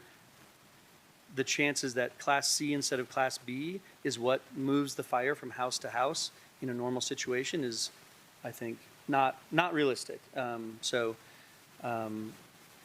get that I've said my piece, and I'll stop there for the night. Councilmember Kern. Thank you. Interesting you bring up the idea of actually taking down wooden wings that attach to houses, because now I'm loving that idea. Thank you. I'm thinking that might be the proper next step to help conflagration, and maybe some of the mitigation incentive dollars that are there could go specifically to individuals in the city who would like to take down those wings to make their house safer, potentially making their neighbor's house safer, and turn it into a non-combustible material. Thank you. I like that suggestion, actually. Like an incentive-based program to make Incentive-based, people... yeah. I love that. I love that. Yeah, I like incentivizing, because I wish somebody had maybe had that program. It might not have stopped my house in the Marshall Fire, given I back to McCaslin, but it might have helped. I did see the fire come and spread up the wooden fences, and I personally, having witnessed it myself, as well as the videos, watched it a lot in Superior, I personally wouldn't put a wooden fence connecting to my house, even though I'm going to have harder siding on my home, so it'll be much more or much less likely to catch fire. It'll take a lot longer. I just don't want that ignition source touching my house.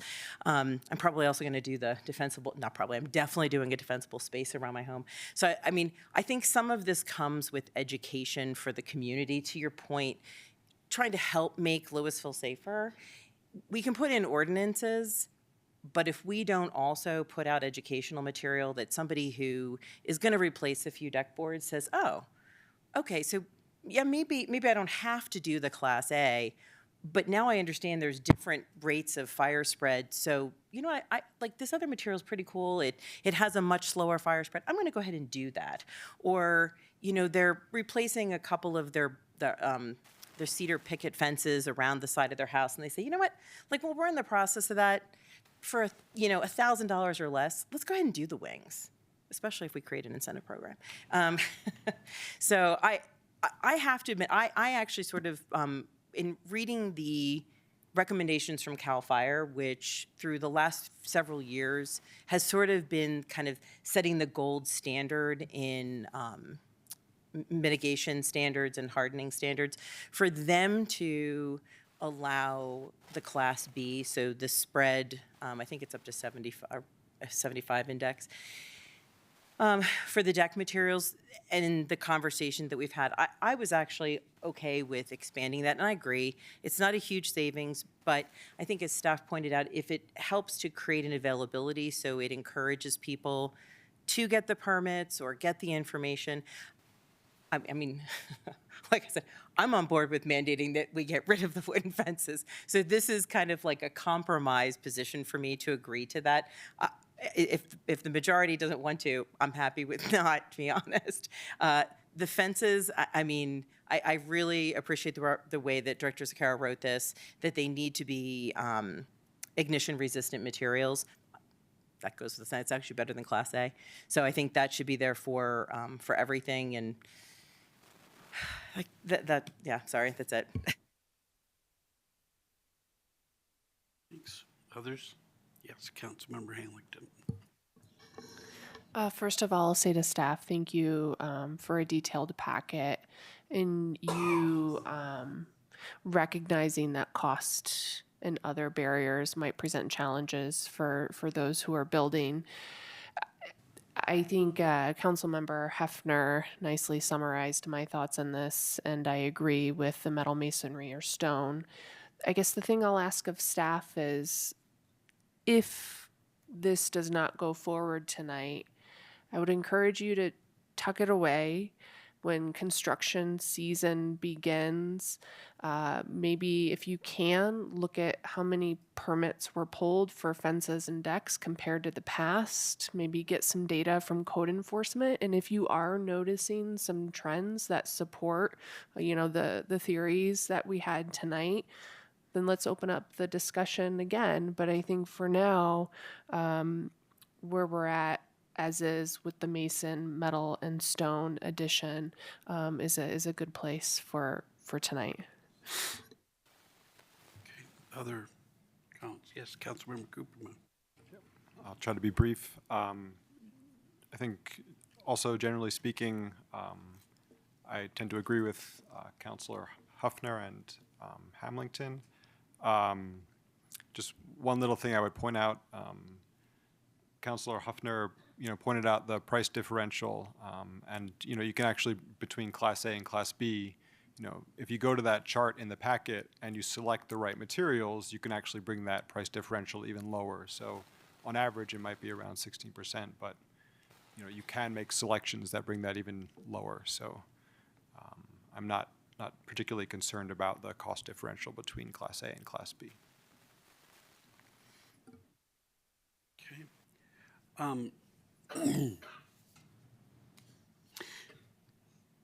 I guess what I wanted to sort of try to summarize is where we are. I think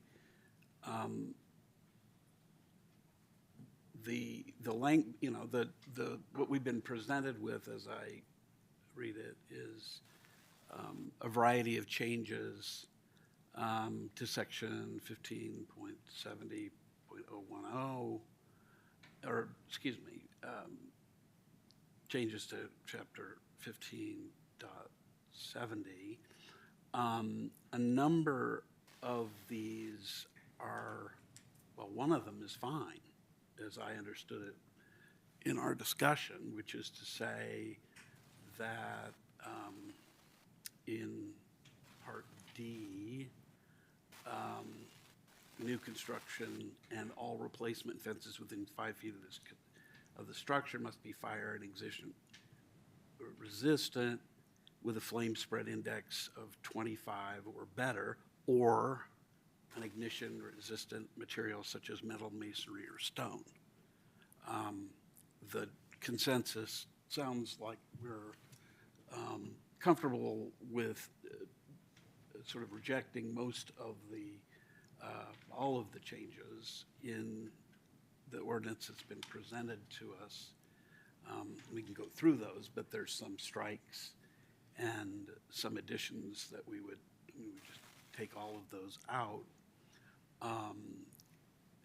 and just add that language in section 15.70.020 that's been proposed, which is in boldface on page 197 of the packet. Any thoughts around that before we move to a motion? I'm glad to, if there are additional thoughts beyond what we've talked about. I think what that does is it keeps the ordinance the same, except it adds a clarification. And I think maybe in addition, Councilmember Hefner pointed out a sort of drafting change. I'm not sure we need to include that in the motion or not, or whether that can be sort of made as a scrivener's change. So a better practice would be to have specific language be part of the motion so that the ordinance as amended is understood by all, and we can make that change after the meeting. Okay.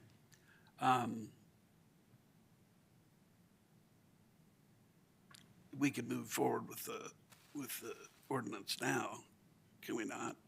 And make that change later, or are you suggesting that we come back?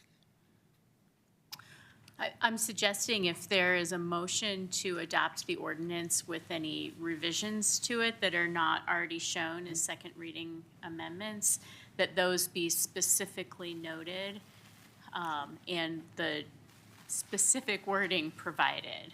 Okay. So,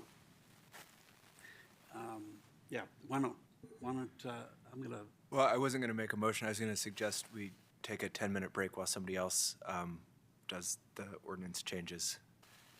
yeah. I don't know if there's a That- volunteer, but It's about 10 to 8 anyway, which is our usual break.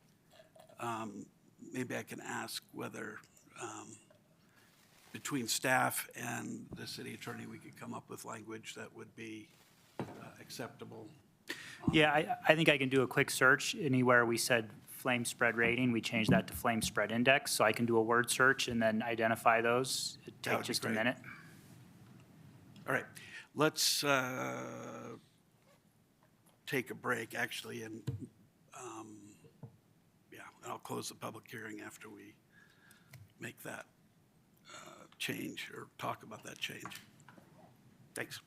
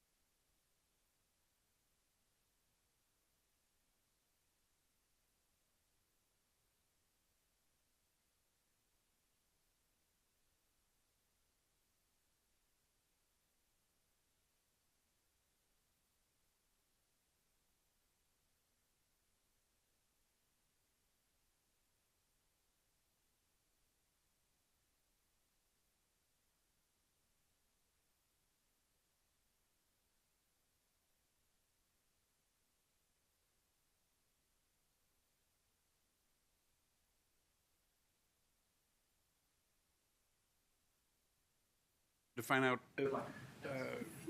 Director, do you have? Yeah, language so now? I thought the easiest way was just to go through real quick and explain what the changes and what you're rejecting. So I just kind of color coded it. So basically, we do say flame spread rating in a few places. The proper term is flame spread index. So the first change would be in paragraph B. We change, sorry, let me do one more thing here. Yes, so, sorry, I missed just a couple things here. Just to be consistent, I'm going to take out the class for consistent language. I missed these two. So yellow is what we're adding that you didn't have in your ordinance. Green are the things that I think that you're rejecting from the ordinance. So some of it's consistency and some of it's what you're wanting. So paragraph B, we would remove maximum in class A, and we change rating to index. So it would say siding and eaves shall be fire and ignition resistant with a flame spread index of 25 or less. That's what that would say. C, we would again change flame spread rating to flame spread index, and it would say the deck surface, step surface, and guardrail shall be fire and ignition resistant with a flame spread index of 25. Of 25. With a maximum flame spread index of 25. Yes, so that the Yeah. green Yeah, over green's 25 reject. should not be Yeah. green. Sorry, I didn't say that well. Yeah, It they'll should say be just the same. yeah, ignition resistant with a maximum flame spread index of 25. D would state that the fencing within 5 feet of the structure must be fire and ignition resistant with a maximum flame spread index of 25 or ignition resistant material such as metal, masonry, or stone. So I think that's what you want the ordinance to say. And then down in this paragraph D, it just said flame spread of 25, so we'd add flame spread index of 25 or less. And I think I caught everything for consistency there. I think you did too. Do you have a question about Just the text? curious, no one taught, do you guys want to keep the handrails? We kind of heard that that's atypical to have handrails included because they don't tend to gather. Yes or no? About others? Okay, good catch, good point. All right, so I will move. Can I have one clarification real quick? Under the decking, is it also indicated so that it's consistent with the fencing where it says an ignition resistant material such as metal, masonry, or stone? Are we also going to do that for the deck in case it's, because they can do that concrete decking? So that probably is a patio, so we would categorize that differently. Are you thinking of a raised deck that's concrete? And they, especially like there's like this, I know it's becoming ever more popular, the rooftop decks that are like on top of like a garage area, and they can use the concrete decking instead of just, I mean, if we're going to be putting that point of clarification for fences, I thought we should for the deck or no? So we do have this catch-all here that we could approve an alternative method. So we could apply this D to a concrete deck in the rare instance that we'd see that concrete deck or a concrete roof deck. Okay, Yeah. thank you. Does that need additional language or not? I don't think so. I think if somebody had a concrete deck, we would accept it under that, under exemptions, D, we could accept a concrete deck. There'd be no reason not to. Okay, so that's implied in the language, the Yeah. treatment you've just explained. All right. Yeah. Okay, I'm going to close the public hearing and move passage of ordinance number 1891, series 2025, an ordinance amending the series of the City of Louisville Fire Hardening Code for structures.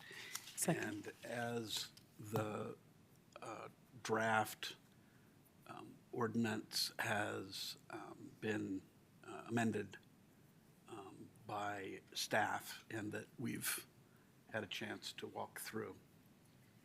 Second. Okay, any discussion? All right. Can we take a roll call? Councilmember Kern. Yes. Mayor Lay. Yes. Councilmember Fahey. Yes. Councilmember Cooperman. Yes. Councilmember Hamilton. Yes. Councilmember Hoffner. Yes. Mayor Pro Tem Dickinson. No. Thank you. Let's move on to D, resolution number 13, series 2025, a resolution approving one-year temporary use permit as a precursor to a permanent use to allow a tasting room for Ironton Distillery located at 1303 Empire Road. Just so I know, or we know, is there a staff, there's a staff presentation. Is there a presentation by the applicant? I'm sure they'll want to speak. I don't know if they have a formal presentation, though. Okay. Yeah. I just want to make sure we allow it if we do. Yep. Go ahead. Mayor, are we going to do our check-in, our customary? Yeah, we probably should do that. It's I'm too interested in moving us on here. It is now 8 o'clock and we've got quite a number of items left. The suggestion was made to me by the city manager that we take item 8G, which was formerly item 5E on the consent agenda, and bump that to March 18th meeting. That's one thing we could do to, I think, shorten it up, because we've got plenty to do. And so that's one change. Is there any suggestion of any other changes that might, are people comfortable with that change, first of all? Yeah, thumbs up? Okay. Any other changes that folks want? I'm fine with just that. If we can move crisply, I'm just mindful that item F is a pretty substantial Main Street development project concept plan review, and I want to make sure we give that the attention and thoughtfulness it deserves. And if we can do that tonight, that's great. But I just I don't want to get to it too late in the night. Yeah. Others? Thoughts about that? Would it be okay if we moved that, we exchanged E and F? Or not, because E does require staff presentation? Typically we don't, in the middle, move things around just because of some folks may have relied on the order. But we can. We've gotten through some of it.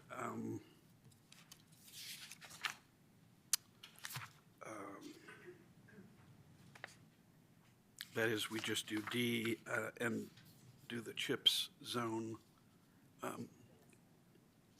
I guess I would ask Vanessa to weigh in on that. I don't anticipate the CHIPS, I'm hoping that the CHIPS zone conversation can be quick. The application, the boundaries are all set and ready to go. We cannot move forward with the state's Economic Development Commission without a resolution of this body, but we have not gotten anything but positive feedback about the boundaries and the program, so I anticipate that it could be a relatively quick presentation. I think we can actually zip through these. The next one is not likely to take too much time. Why don't we try that? Mayor?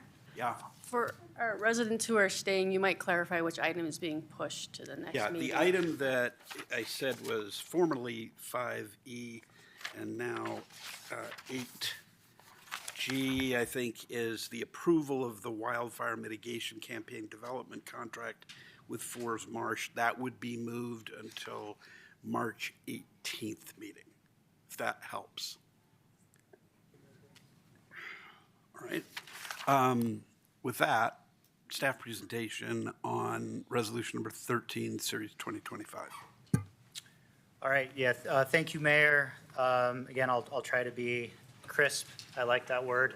on this presentation for staff. So we have a request for a temporary use permit as a precursor to a permanent use, is what we call it. Ironton Distillery, which is located over off of on Empire Road, just east of downtown, 1303 Empire Road. They had a PUD approved last year to build demo the existing building, build a new distillery, and a tasting room, outdoor event space. They're gonna renovate a historic building. That's all part of their PUD plans.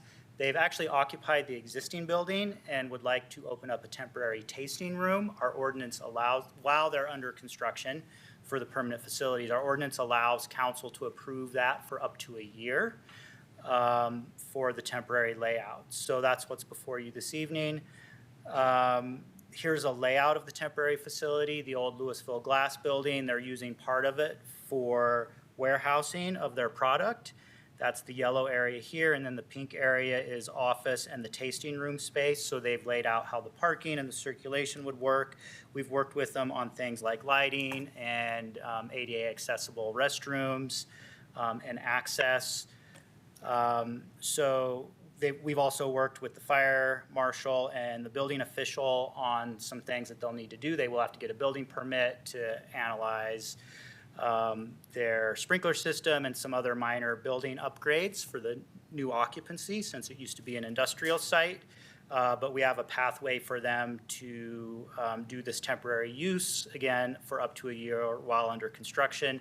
There are criteria. I won't go into it. We have staff recommended findings for each of the review criteria. These are the criteria that you're reviewing it against. Staff's recommending approval. I would be happy to answer any questions. I would just mention parking. They have 10 parking spaces. Under staff's calculation, they would need potentially up to 15, but they do have a shared parking agreement with the old city shops. And there is a trail that connects those. So if they do need more parking, that's available. They just don't have it on site. And I'd be happy to answer any questions. Thank you. Are there any questions for the director? This is less about the permit. It's well, maybe there's two questions. One of the questions is not about the permit specifically. It's access from town. Do we have access enough, like crossing at a crosswalk to get from east-west crossing? So I do mention that in the staff report that the permanent PUD plans have an improved trail and an improved street crossing at Highway 42. In this temporary condition, there's really not a great opportunity to do that until they make the permanent improvement.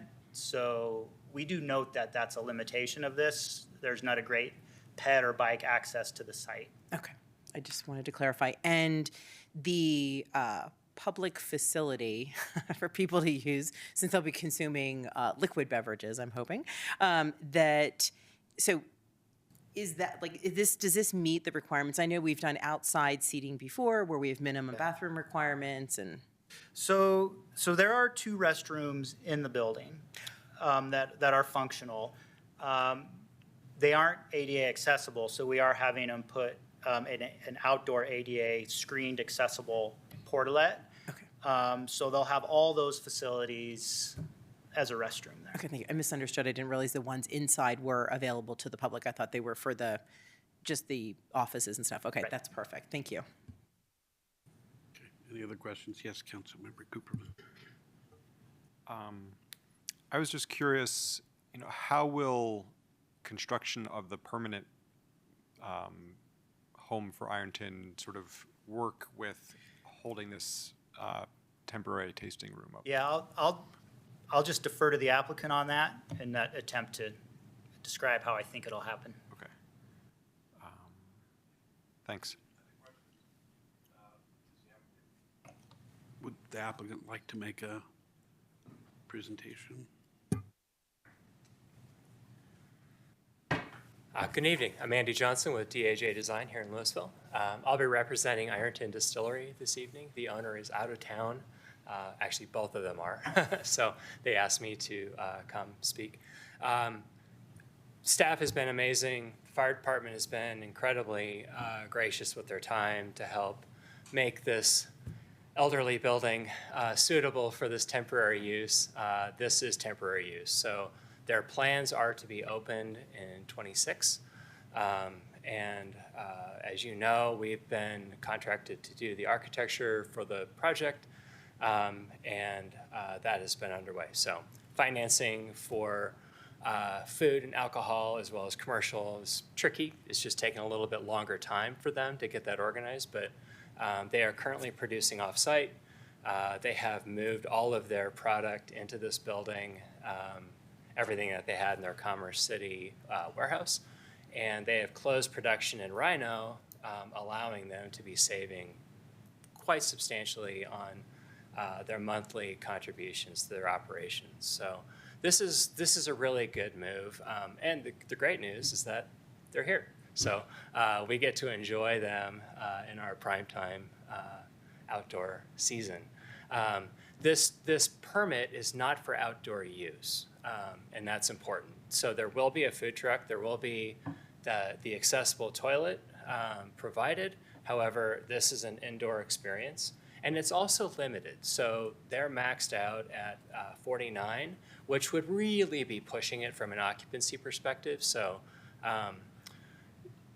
just know that this is a unique experience. It is not the full experience. In terms of construction staging, the way this building is sited on the property, it works to do the new full, bigger distillery building with the warehousing first. So that's how the staging will work. Their tasting room and event center will happen second. And so there will probably be a staging plan that we'll have to work out with staff in terms of construction and how that complies with the PUD and the agreements that might need to be in place to do that staging. There will be a transfer of product to that new facility. So there will be a little bit of choreography that has to happen, but the intent is that they try to stay open for as long as they can, operating, generating income from that building while they're under construction. So I'm happy to answer any questions, but that is the applicant presentation for tonight. Any questions? Councilmember Curtin. Thank you. You mentioned that, thank you for the clarification on several of that, but you mentioned that there's not going to be any outdoor tasting or use in the temporary facility. Was it the intention that they wanted it and it's not available to them, or it's too difficult to get? Because I would have thought that they would have wanted some outdoor since all summer. Well, so to be fair, if you know the property very well, it's not. Yeah, lovely. It's not maybe the best outdoor environment. There is a really large overhead door that, when open, I think will give that kind of feeling. But their liquor license was specifically for indoor use, not for outdoor use. Okay, and until the new facility is built, when they have the full outdoor experience, then it'll change to both. Then they will do an amendment to their liquor license. I just didn't want to make sure it wasn't something we had to approve for you to get it, because I was just going to be like, can we add that? Okay, thank you. Okay. Any other questions of the applicant? Okay. Want to take public comment? Do we have any public comment? Nope. All right. Seeing none. Any other questions by council? If not, we can discuss it. Is there any, who wants to kick it off? We don't all have to comment necessarily either. We want to move this forward and everybody is comfortable with it. Go ahead. I was actually going to move that we pass Resolution 13, Series 2025. Second. Any comment? Okay. All in actually, we need to take a roll. Take a roll call on this? Yes. It's a voice vote. It's fine. Is it? Okay. All right. All in favor? Aye. Aye. Any opposed? Okay. Congratulations. Thank you. Let's move to resolution number 14, series 2025, a resolution approving the boundaries of a proposed area of the city of Louisville to be submitted for designation as a CHIP zone. Welcome, Mr. Brown.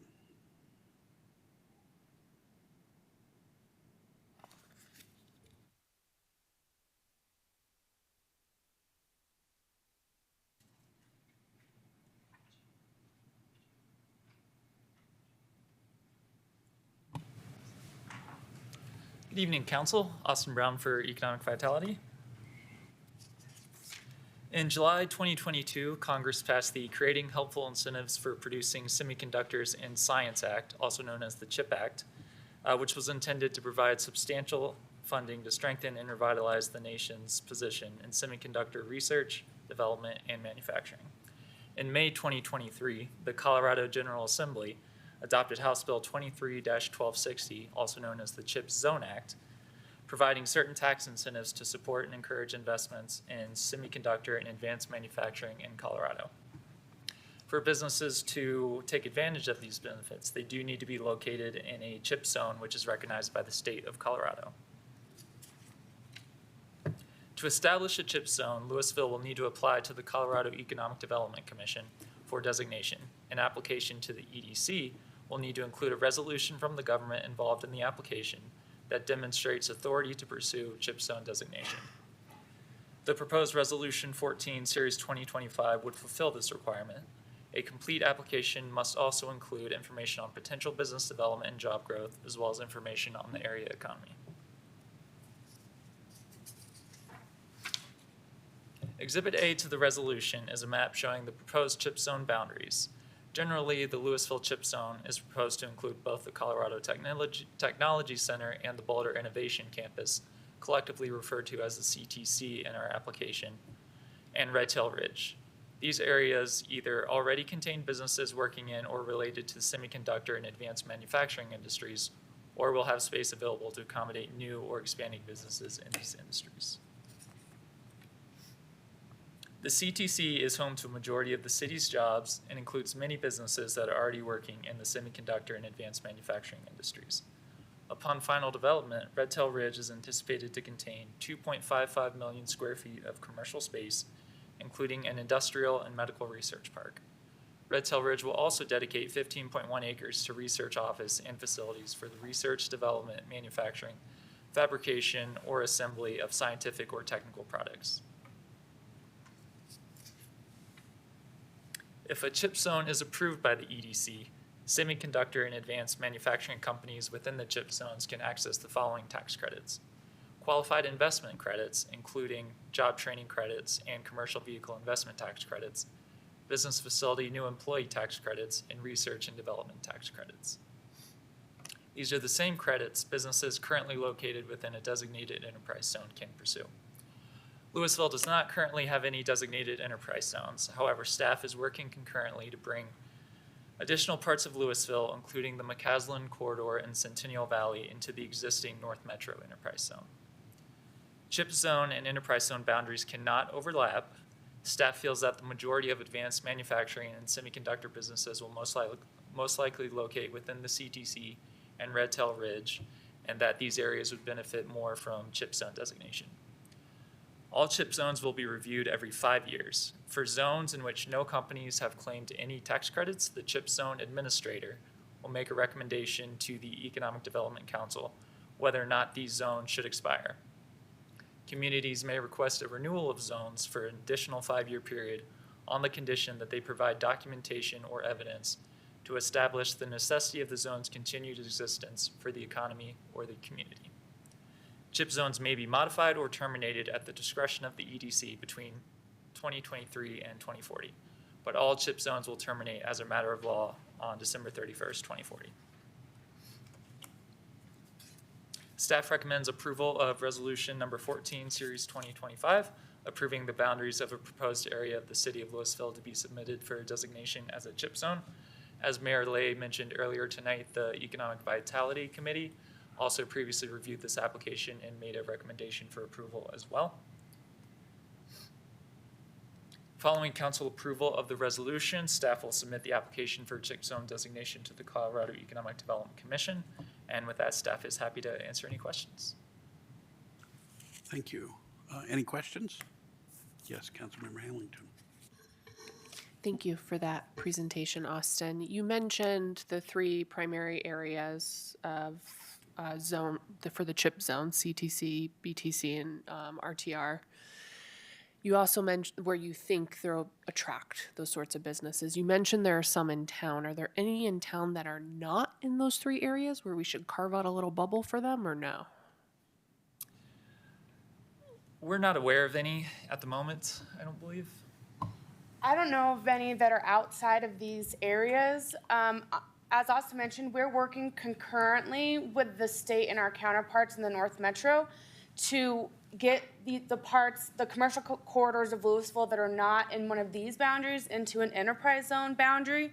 So businesses in those boundaries would be able to take advantage of the same types of tax credits as those in a CHIPS zone. Okay, so you have some sort of safety net. If you were to discover there's a semiconductor business that's not in these 3 areas, there's some sort of safety net there for them to tap into these tax credits. Okay, thank you.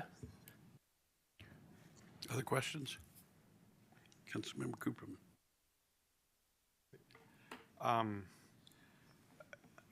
Trying to understand a little bit the difference between the enterprise zone and the CHIPS zone. So the slide basically said that they have pretty much the same incentives. Is there something that makes them different, or what makes them different? Or So the incentives available within the CHIPS zone are all also available to businesses located within the enterprise zone, but the enterprise zone does have a few incentives not available to businesses within the CHIPS zone. okay, and so it would seem like it'd be beneficial to be in the enterprise zone rather than a CHIPS zone. Is that true or not really? Or? So the qualifying factors to get into each of these designations does differ. Enterprise zone eligibility is determined by census tracts, and historically, Louisville has not been eligible for any enterprise zone designations because our unemployment is too low and our average wages are too high. So typically, a good problem to have. We now qualify because we've had a declining population, so it puts us in a bracket of what the state, the state determines as economic disadvantage. But not all areas and not all census tracts have the same eligibility, even when we look at Louisville. So there are parts of the CTC that would not qualify under current enterprise zone recommendations. And so then if conditions change in Louisville, could we lose an enterprise, if we ever get one, could we lose an enterprise zone designation, or? So short answer is yes. The CHIPS program and the enterprise zone program were created pretty similarly. The enterprise zone program is mandated that we reevaluate every 10 years. This CHIPS will be every 5 years. And so at the time of redesignation, should you no longer qualify, yes, you can come out of the zone. I have never heard of someone proactively going to try to take themselves out of the zone. Okay, that's helpful. And one or two other questions. Have we taken input from businesses in the city about getting a CHIPS designation for these areas? We haven't done any specific input to businesses in those parts of the city. I think our main input has been from the Economic Vitality Committee, as well as kind of feedback that we've received from businesses either at the EVC or just kind of commenting on it to us. We have done specific reach out, though, to Sterling Bay, and the owners of Red Tail Ridge are on board with this designation. We've also got approvals from most of the brokers and the Owners Association in the CTC. Okay, thank you. And yeah, maybe two more questions. So I'm curious, the tax credits, or I mean, it looks like everything is basically a tax credit, and is that, so are they state and federal tax credits, or one or the other? So these will be state tax credits. Okay, and so the funding is provided through the state? Correct. Okay. And then my last question, on the map that shows the Red Tail Ridge zone, right? It includes the whole area, including the open space designation. Does it make sense to include what's been designated as open space for the city, or not to? Just, I don't know. We could look at changing the boundaries if you'd like to. I don't know that there's necessarily a right or wrong to including the open space in the boundary. This Program 2 is not like if you don't use it, you get punished. And so the businesses can hopefully choose to take advantage of it, but it won't have any bearing on what's already been designated as open space. Thank you very much. Any other questions?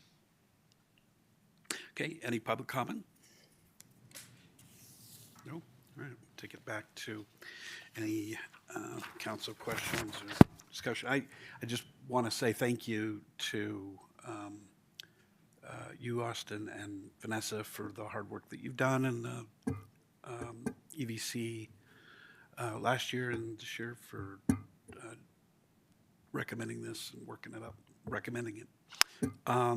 Somebody want to make a motion? I move that we, pardon me, approve resolution number 14, series 2025. Second. Any comment? Okay. All in favor? Aye. Aye. Opposed? Okay. Thank you very much. Thank you. Let the chips fall where they may. No, you can't. All right No, then. they have to fall within the boundaries. Yeah. We just voted on it. All right. Next matter is a concept plan review for 608, 612, 624 Main Street.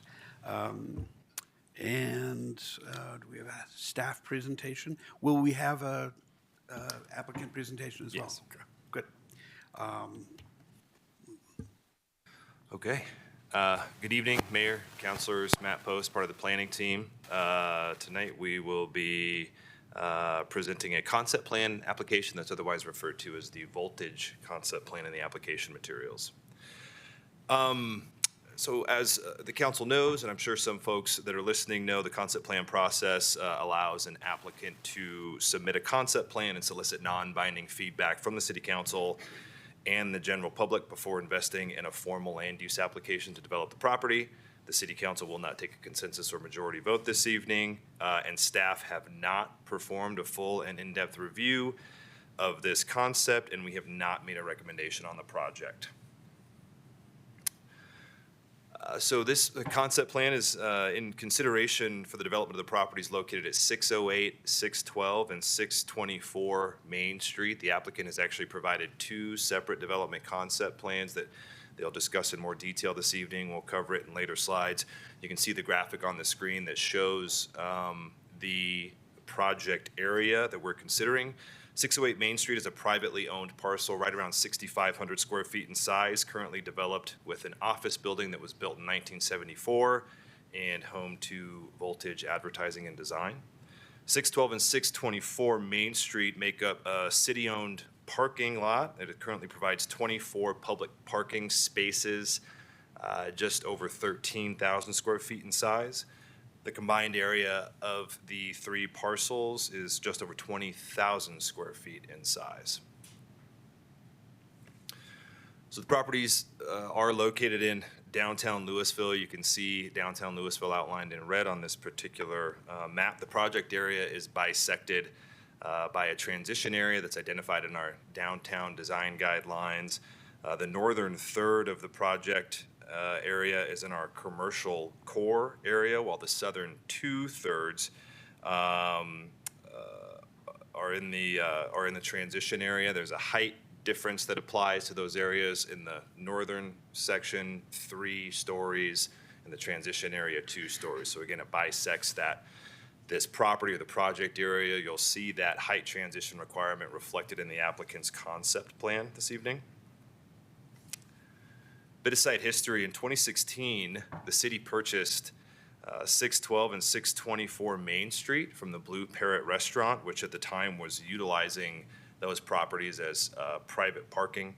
The purchase was guided by a 2013 parking study that identified a need for additional public parking in downtown Louisville. In response to that study, the city took several steps to expand parking availability, which resulted in several new public parking areas and the acquisition of these 2 particular parcels. And they, again, contributed an additional 24 public parking spaces that have been available to the public since 2016.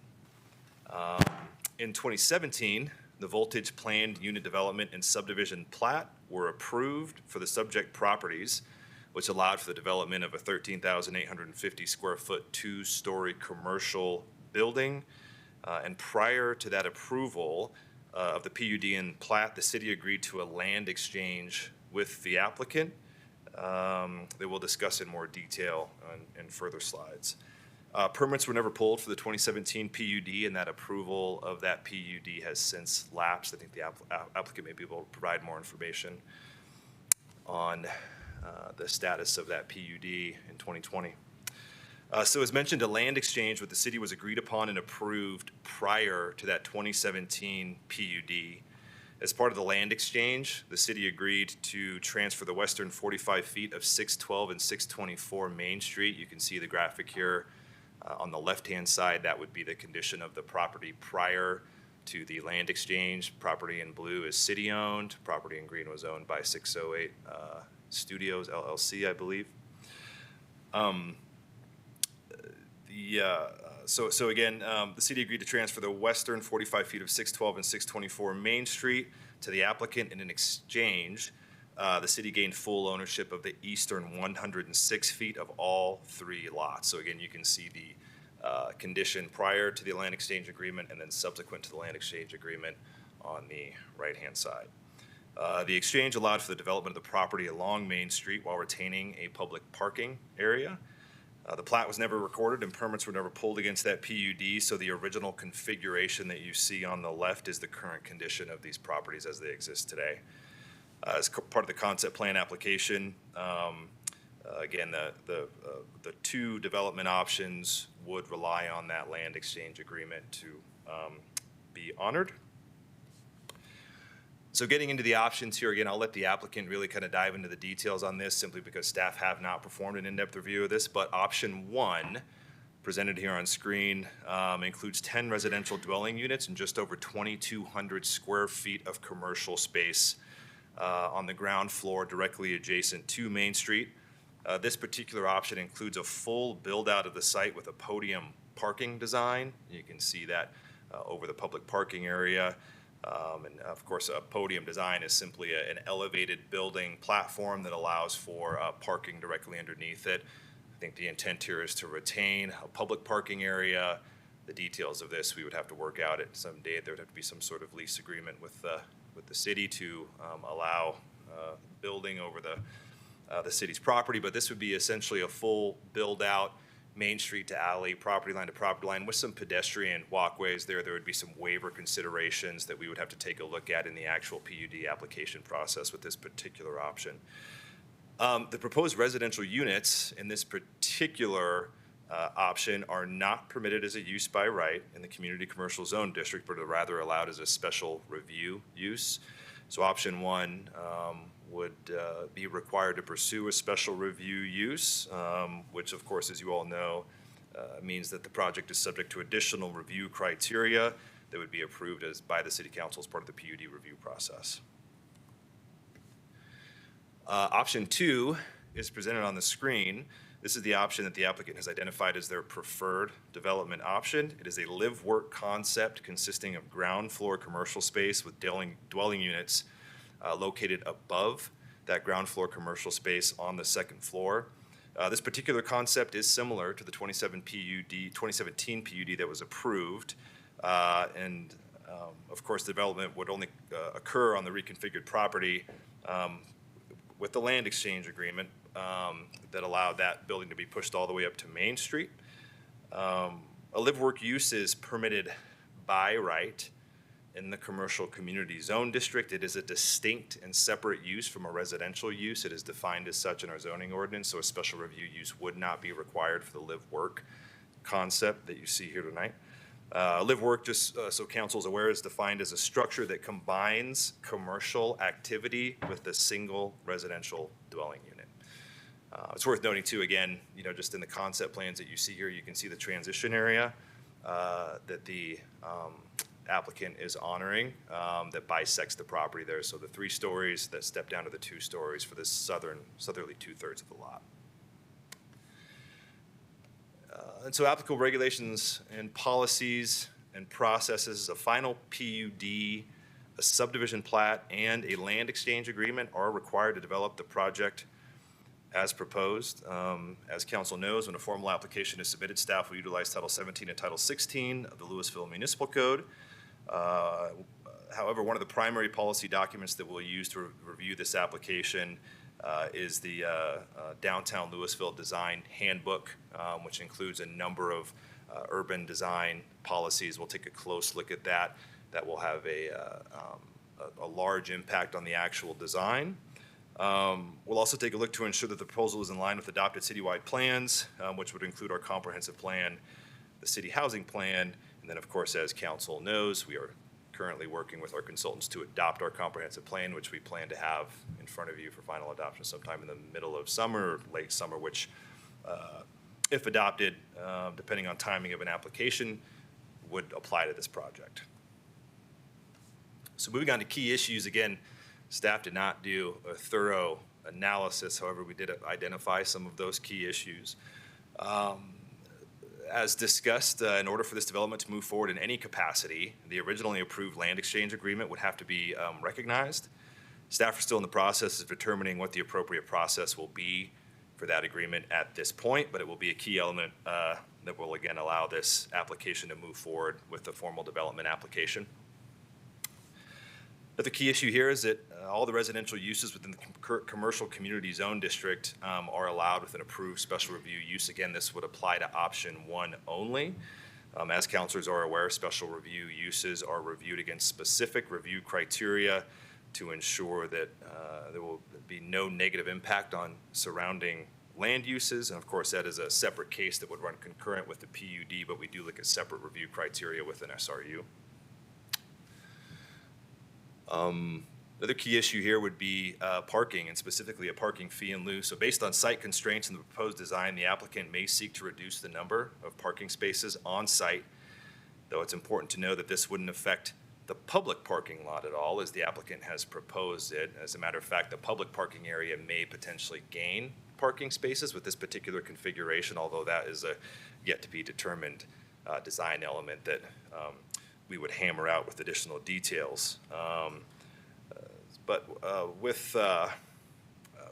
As council are aware, the applicant can satisfy their on-site parking requirement in downtown Louisville with payment into the Downtown Parking Improvement Fund at a fee of $23,521 per space.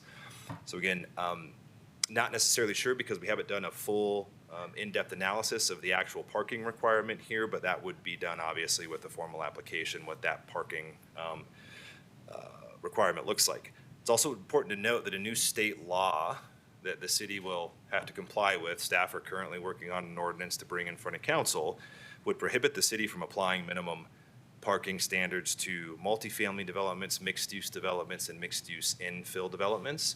We have to comply with that law by June 30th of this year. And essentially, again, what that law states is that we as a local jurisdiction cannot apply minimum parking requirements for qualifying projects that are identified in a transit service area per the state bill. I haven't personally dug into the bill yet. It's on my calendar to start tomorrow morning, so I'll have some additional information at that point, but it is an important policy item to consider that we will have to abide by again by the middle of the summer here. It's also important to note too that the live-work option and the commercial portions of the mixed-use option would be the only requirement on site that would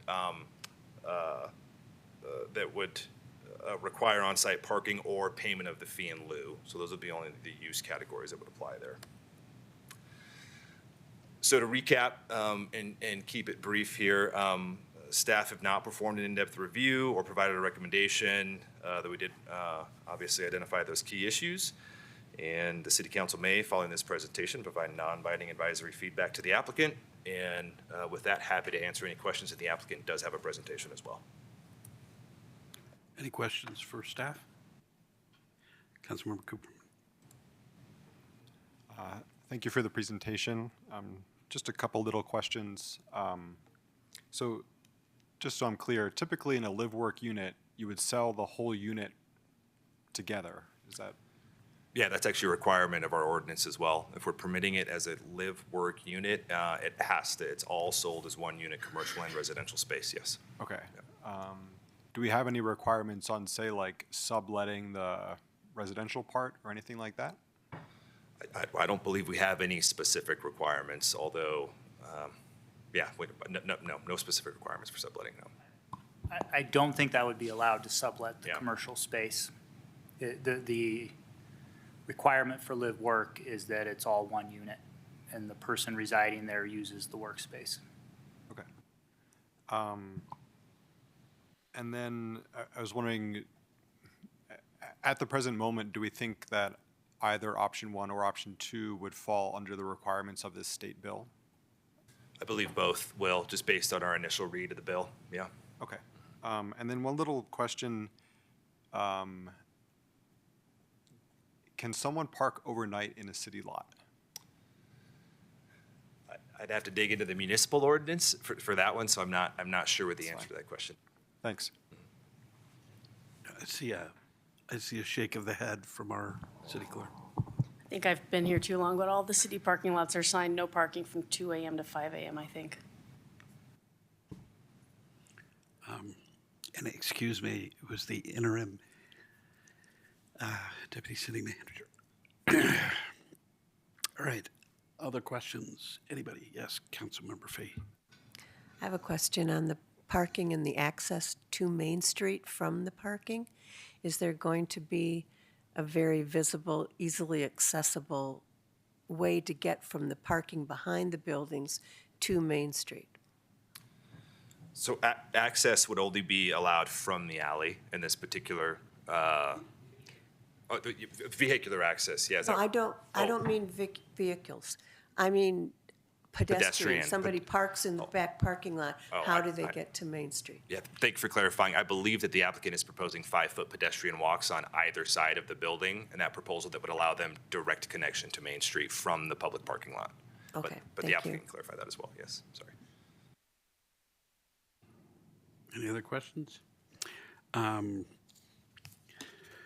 right. If we got an applicant presentation, let's bring it on.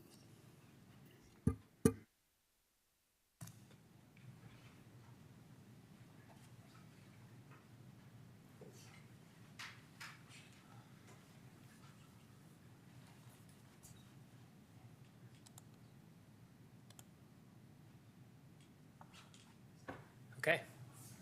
Good evening again. Andy Johnson with DAJ Design. We are beyond happy to present this to you and have this discussion this evening. Before I launch into my part, I would like to invite Eric Foles up, owner of Voltage, just to say a little bit about his journey since our last visit about the PUD, his business, and where this may be going. So. Thanks, Andy. Deja vu, right? It's probably been a while. I don't even know when I was last up here, but yeah, thanks for the time. Excited to be here. To introduce myself to a lot of you that don't know me, I know a handful of you have lived in Louisville for 30 years. We've raised our family here, 6 kids, and I've run my business from Louisville since 2008. So I've had an office in the city, and then in 608 for, I'm not sure how many years now, but anyways, we were really excited to get this land swap agreement and a PUD approved. And then, as we planned for development, some things, in business were just kind of up in the air. And then before you know it, COVID came on the scene and we had all our employees working remotely. So it wasn't really necessary to have the full 10,000, 13,000 square foot, retail and then office up top. But just so you know a little bit about my company, Voltage, we worked with global brands, Chipotle for 10 years, Adidas, Reebok, Wrangler, focusing on e-commerce, digital marketing and sales. As most marketing agencies, we've had some ups and downs, but I've always been an entrepreneur. I've launched other businesses, and just excited to create, something with our property and revisit and reboot this project that we had in the works back in the day, and I think that it will lend a lot of momentum into Main Street and fill in some gaps and be a really cool, amazing thing. So I'll let Andy launch into the 3-hour presentation. Actually, just kidding. This is getting close to my bedtime, so. He won't do that to Thank you. you. Okay, this starts part one of my presentation. Just kidding. All right.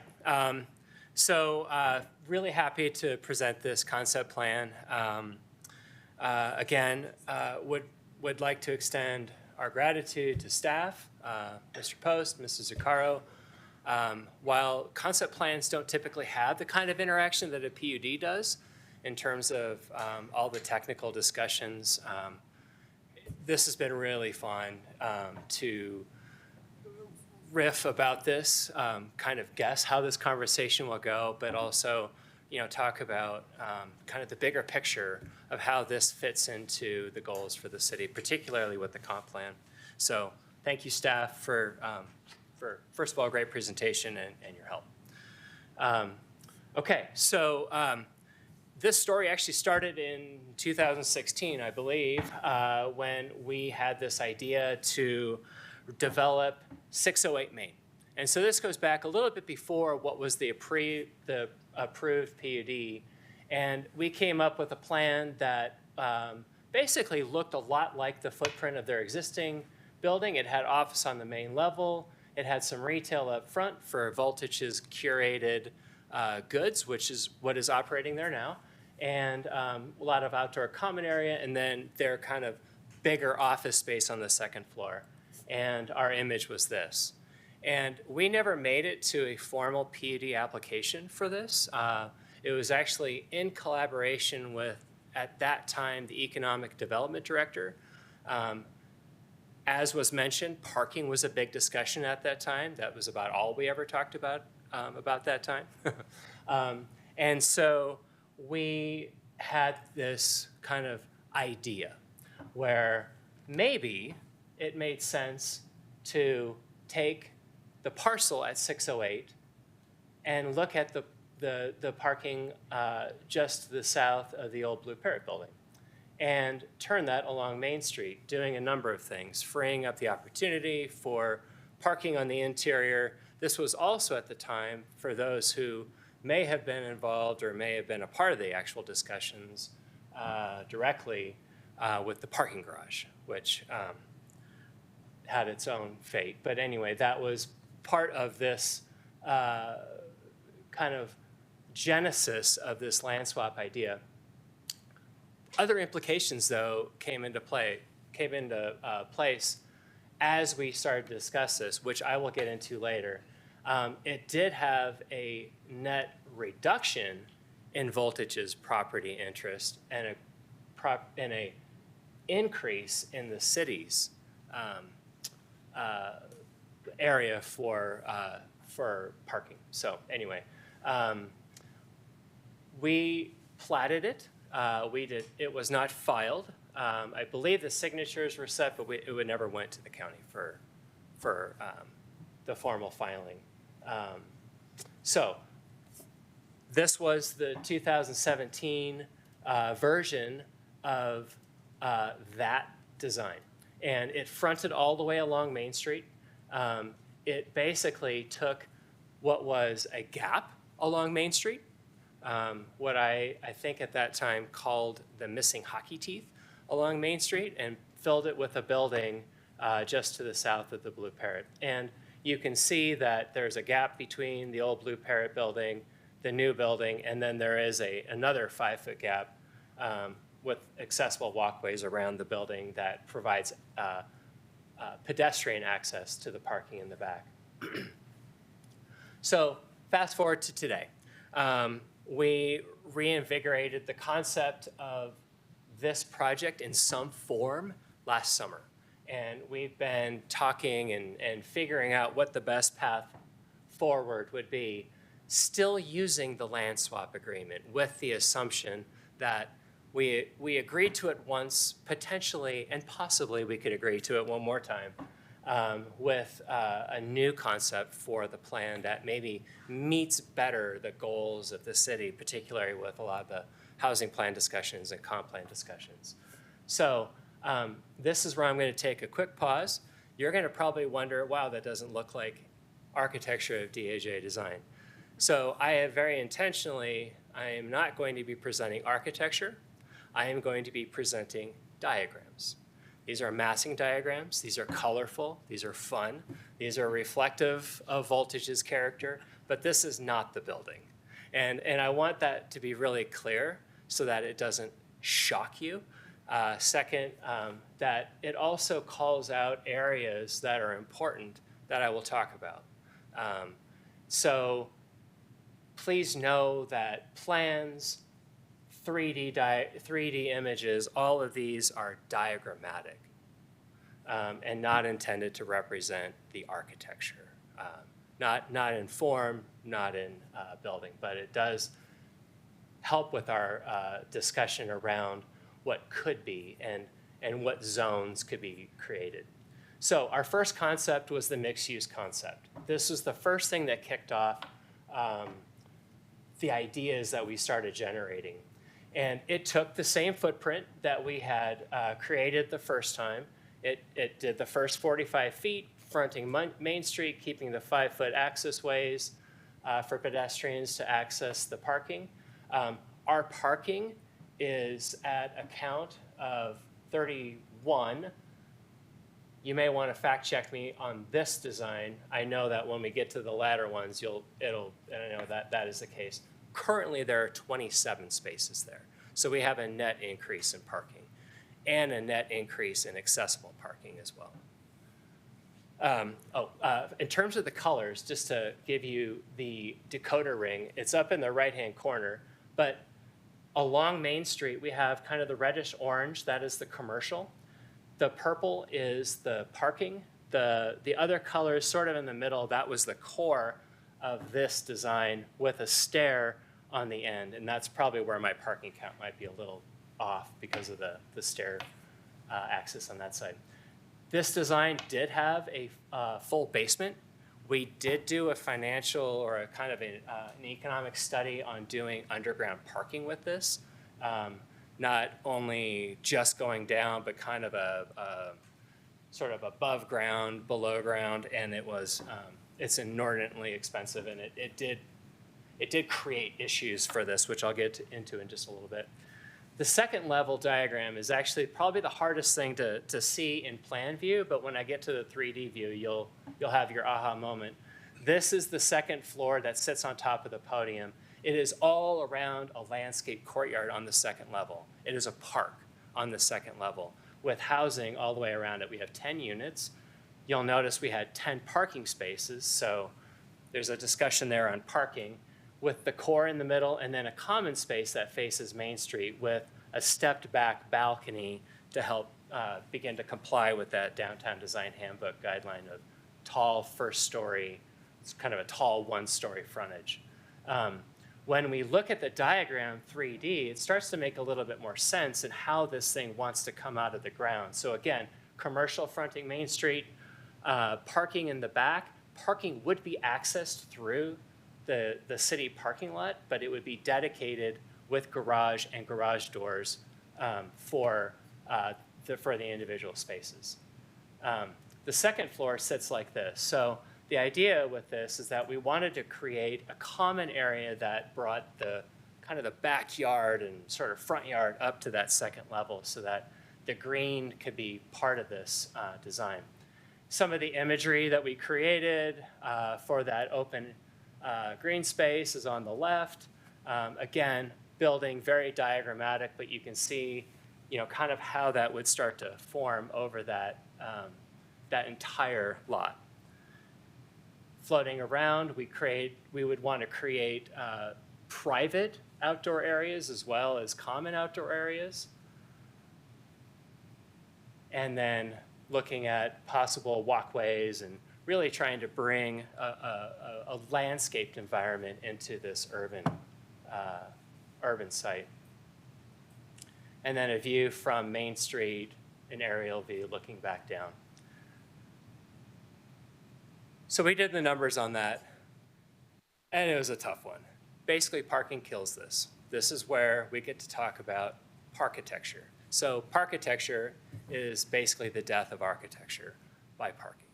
And so when you can't park a project, or when parking becomes so onerous that you can't make a cool project like that work, we have to look at other opportunities, particularly when underground parking at $55,000 to $75,000 a space puts this at a price tag that is unattainable. So we retooled, and we came up with the live work concept, looking at 5 units, still fronting Main Street with commercial. We felt like that was an important aspect of the project. Still having parking in the back, access through the surface parking. This would be a 2-car garage in this situation per unit, and it would sell vertically. So the ownership is vertical like a townhouse. We did look at another option where the commercial could grow, where we have reduced parking with 1 space. And this was in response to the potential of the new state bill potentially freeing up some of the parking requirements.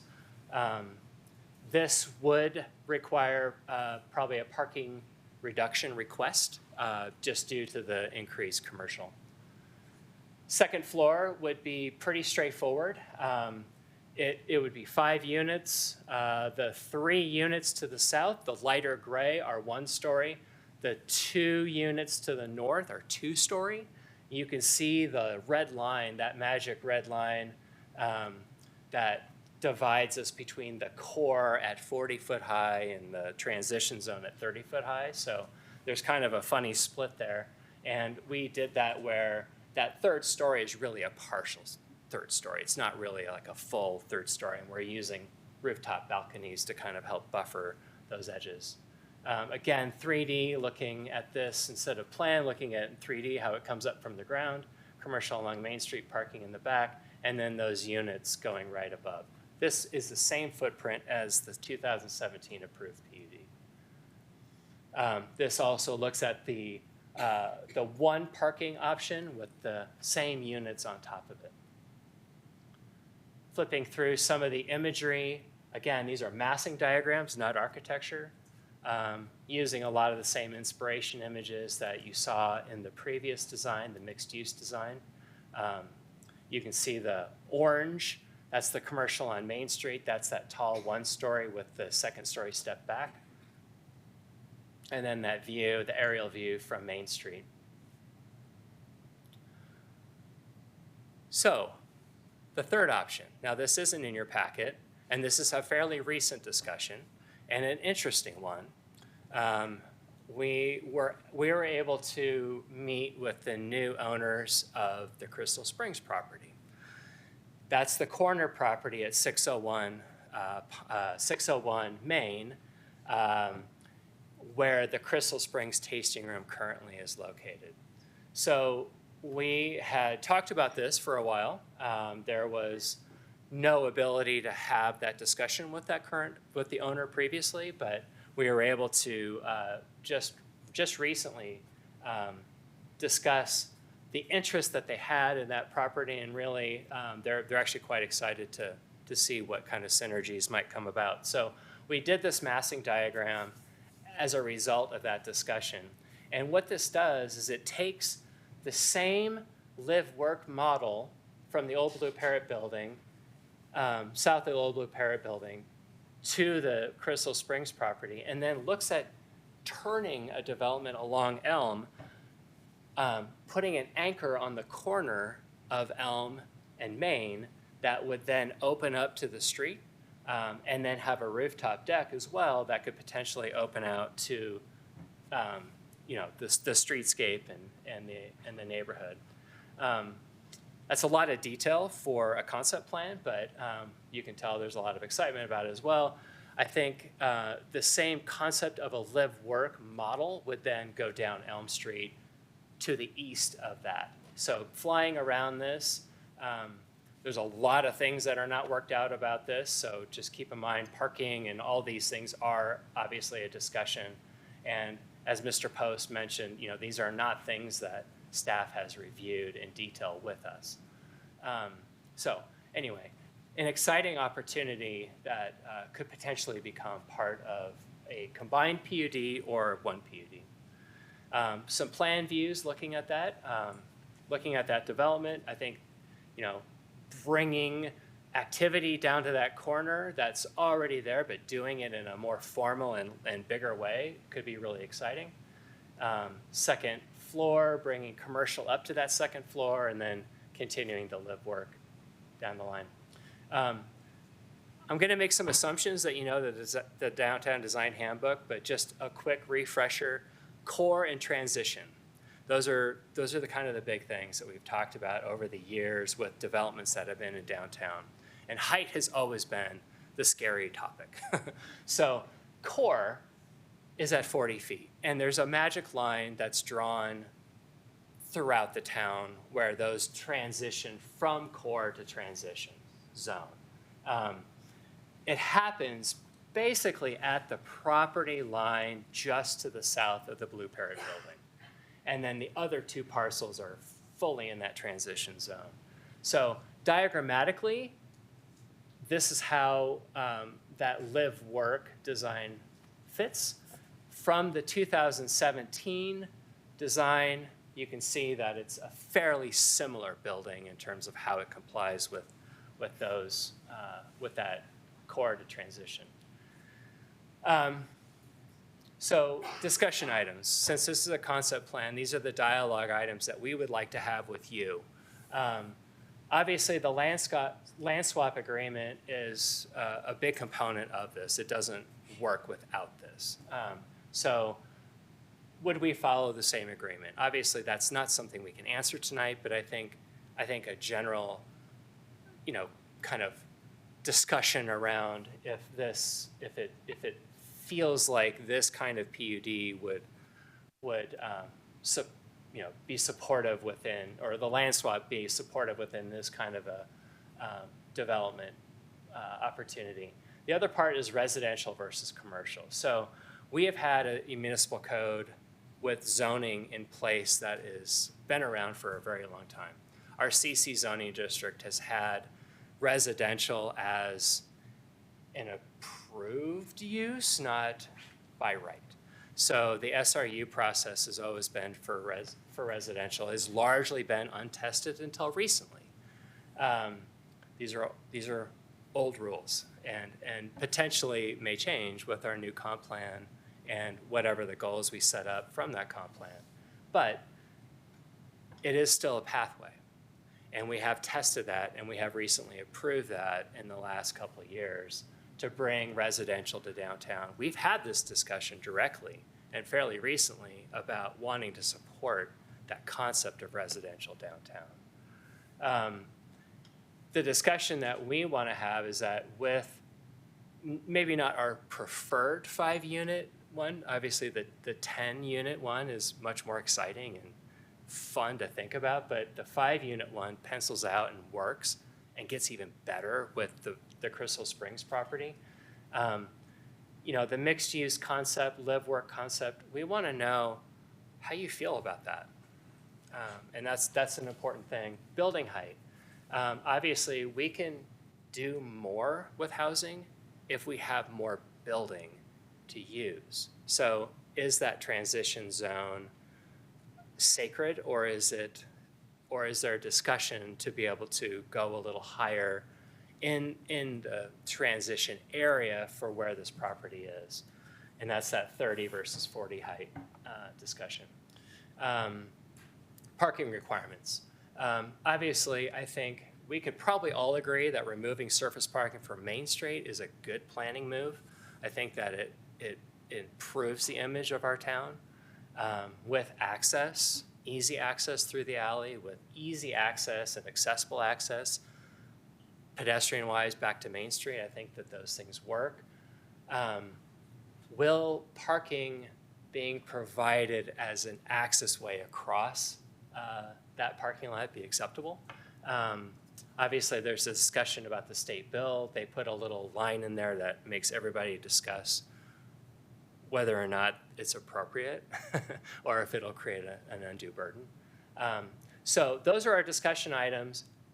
Out of that come our questions. And I'm going to leave this up because these are the things that I would like you to address directly in addition to what other comments you do have. So is residential in downtown desired? Is live, work, or mixed use in downtown desired?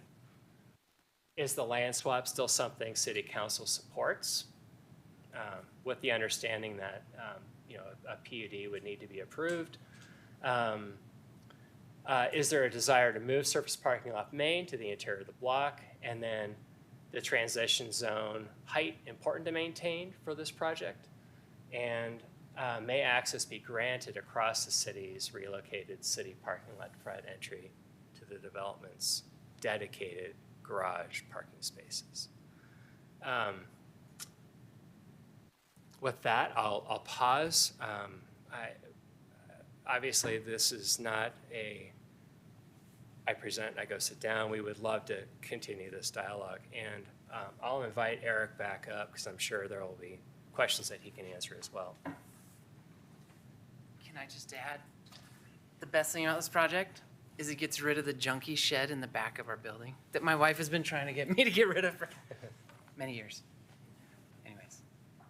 I guess, do we have any questions just on the presentation, first of all? Thank you, Mayor. First of all, before I ask my question, I personally feel like that was a master class in concept plan review presentation, walking us through your thought process, having, the massing diagrams rather than the actual materials that we would all get hooked up on and go down that rabbit hole, and having the discussion items and questions laid out. We'll see how the discussion goes, but up front, I really appreciated your presentation, how you organized all the information. My question, I don't know if it's for you two or for staff, but I want to learn more about the purpose of the transition zone, because I think that'll help us in answering question 5. Right, so the transition zone is the area adjacent to the residential neighborhood. So the purpose is to have less massing nearer to the residential areas. For just scaling purposes in my head, can you help me understand how tall are the townhomes next to Sweet Cow? Like, is it Elm there? Yeah, we could try to look that up. They're probably 3-story. That's what would be allowed on the residential side, but I don't know for sure. Let me look it up and get back to you. All right, thank you. That's all for now. Okay. We can probably hit. Did you have other questions? Go ahead. I'll ask one little follow-up question. Do we know why the transition line was drawn where it is? I don't know exactly, although I think it's it's a proportion of that block. We'll pull up the plan. I think it'll be obvious if you see the whole block. If it's like a quarter or a third, or maybe it's following parcel lines, it's about a quarter, but let me look that up too. Okay. And then 2 little questions, actually about the mixed-use concept idea. One, the green space, is that intended to be open to the public? Would the idea be, or at least part of it open to the public? Or? No, it'd be private. Okay. And then I was also just wanted to understand a little bit better why the parking kills the pro forma for that plan. So we're able to only provide 1 space per unit for starters. In order to comply with the zoning code, technically it'd be 2. So we would be requesting a parking reduction.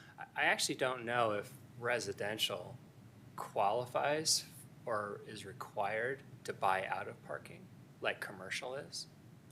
I think the state bill kind of cleans that up a little bit, but with that line in the bill around whether or not it creates a situation that works or not, you know, it's a little messy, I think.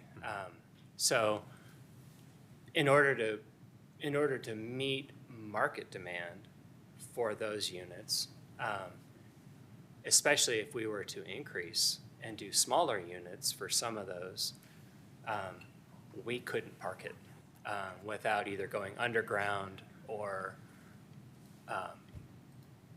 doing some sort of buyout or lease of the city lot, which would probably not be a reasonable solution. We are providing potentially 4 to 5 new parking spaces, but you know, those are intended for city surface parking. Right. Yeah. Thanks. So sorry, I just wanted to interrupt and try to answer your question. So across the street to the west, there are one-story buildings, and then to the south, there's one-story residential buildings. The townhomes, which are not immediately adjacent to this project, but I think that's what you're referring to, is the townhomes across from the Lucky Pie parking lot. And those are 27 to 30 feet tall. Yeah, and they're 3-story, up to 30 feet. And then the transition zone appears to split the block in half. So that's how the boundary is determined. Do you know, I'm curious about when the transition zone was imposed or decided? 1996. When? 96. Okay, thanks.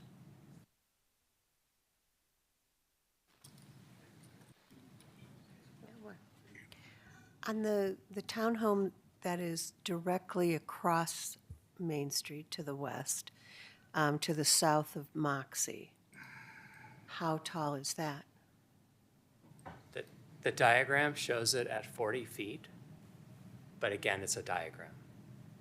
No, I mean, there's an existing sorry. Yeah, condo where the optical. just to the south of Moxie. Yeah, so that's in the core. I think that's in the core area. I don't think it's in the Oh. transition zone, but we could try to look that up too. Oh, right, If I were to estimate it, I would say it probably would comply with the 27-foot Okay. or 30-foot, yeah. Gives you a good reference point. Yeah, it's only 2 stories, so it looks like it's probably more like a 30-foot It does have a tall pitched building. roof, but it's Yeah. not, yeah. It is only 2 stories. Yes, Councilmember Cooperman. One more question. So would any of the 3 ideas have to meet the inclusionary housing ordinance? So we've had discussions with staff about this. There are maybe some different recollections around when the inclusionary housing ordinance was first introduced. I will give you my opinion in that that's all this is.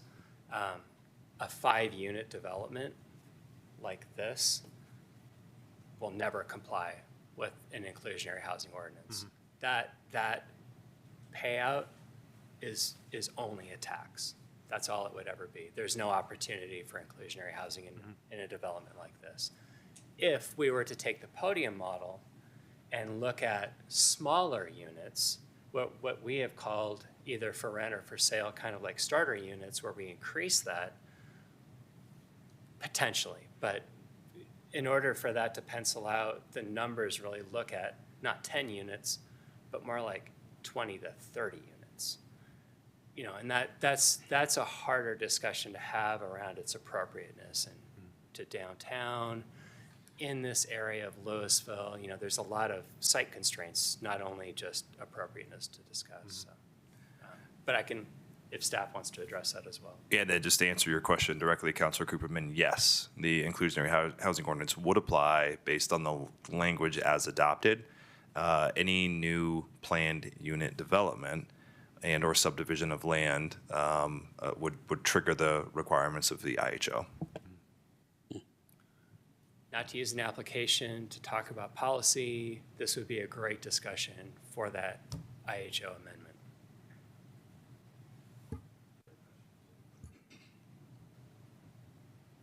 Councilmember Kern. Thanks. So interesting to kind of change the idea from mixed use to the live work. I think the only place I've seen it recently locally is in Superior, in the new downtown Superior area. And I was just curious what kind of businesses you envisioned using those spaces. I mean, for one, I would still want a place for our, little retail store or even design studio. We don't need the space that we have right now, so it could be smaller. And then I guess it would really be up to the owners, but I see either office or small boutique type stores. And it's a much smaller footprint. I mean, having done some retail and worked retail stores, it's not an easy business right now in this day and age. So I think smaller footprint for retail might just be good. This would be a great opportunity for those smaller financial firms that are taking up larger, potential, good retail spaces to use. But this would be great solar practitioners. I mean, for example, an architect or a consulting engineer, or in the art industry, small jewelers. Studio or work from home, so. Yeah, I think there's a wide range of applicability. And I think it would fit and feel appropriate in that little section, where you've still got a nice, big, popular corner brewery. It's going to draw people down. So I could see how you could have a mix of a couple different things that would feel appropriate. Thank you.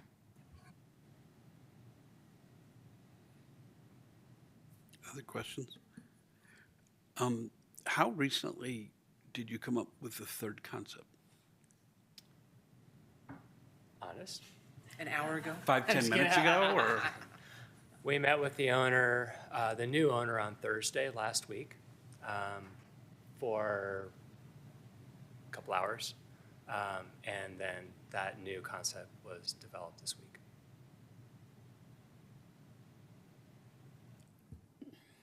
One last time, any questions?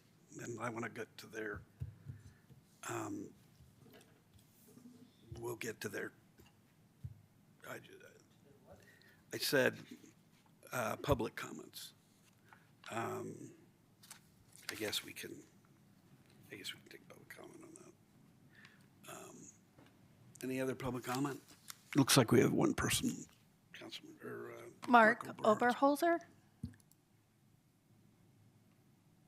Good evening, thank you. So my name's Mark Oberholzer. I own the building just to the north, the corner where Verde is. So we're right next door to this. I've supported this all along. I think that anything's better than that parking lot. I love the analogy of the missing tooth. I think that would fill this in so nicely, connect our building down to the Crystal Springs Brewery. So I just think doing something in this area would be such a great idea.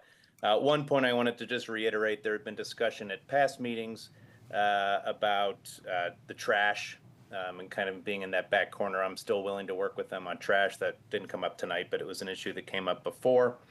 And then as far as some of Andy's questions, I think residential there would be great to get some people who live down there and keep that place activated.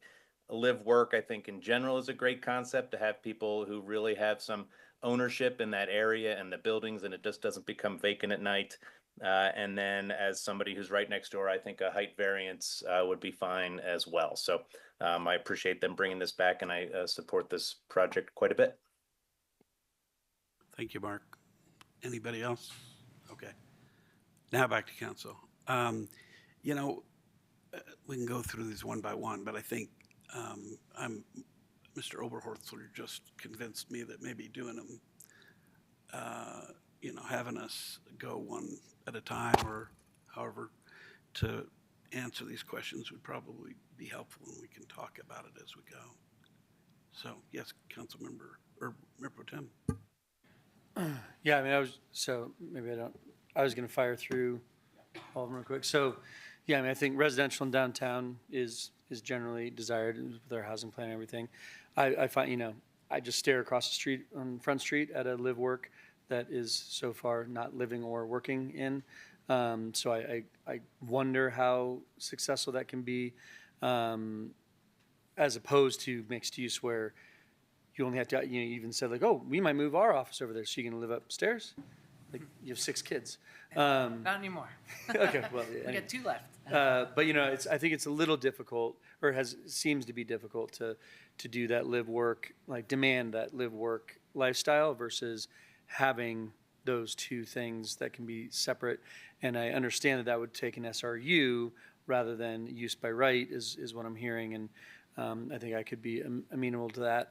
Is the land swap still 100%? I mean, putting business across Main Street frontage instead of the parking lot is absolutely wonderful. I do think there'll be a little bit, we would want to think about signage and those kind of things. It'll feel like parking for the building, even though it's public parking. So just kind of being thoughtful that we're really making sure it is public parking. So surface parking, yes. Transition zone, I mean, I do think it's very arbitrary. The idea is we're going from 3-story to 2-story. We need to do that, but the exact line where that happens doesn't have a huge impact on me. I think shifting that line 10 feet one way or the other is not the point. The point is that it goes down as it approaches the residential, and I think it would even with 2 blocks. By the way, I think you should stick with the red glass, green glass, gray glass look. I like it. Super modern and cool. And then, yeah, I mean, obviously being able to access the parking, that just seems kind of like can we work together to figure out if we have parking that's beyond the public parking, are we allowed constant access to it, and we're not going to gate the public parking at night. So I think I'm pretty cool with all of it. This will be the only time I talk, so I'll just say I really do appreciate you guys coming back. I know it must be difficult to have all the time and effort you put in those years ago kind of be like, all right, let's start again. So it is a lot of work, and I appreciate you guys coming in for the concept plan review to get some sense of how we're feeling, and if this is if it makes sense to move forward. And I really appreciate you guys trying to figure out how to make it pencil. So the question you don't have on this, but you have asked, is again higher density or higher quantity of smaller units excites me, and fixing that with less parking requirements to accomplish that makes sense to me.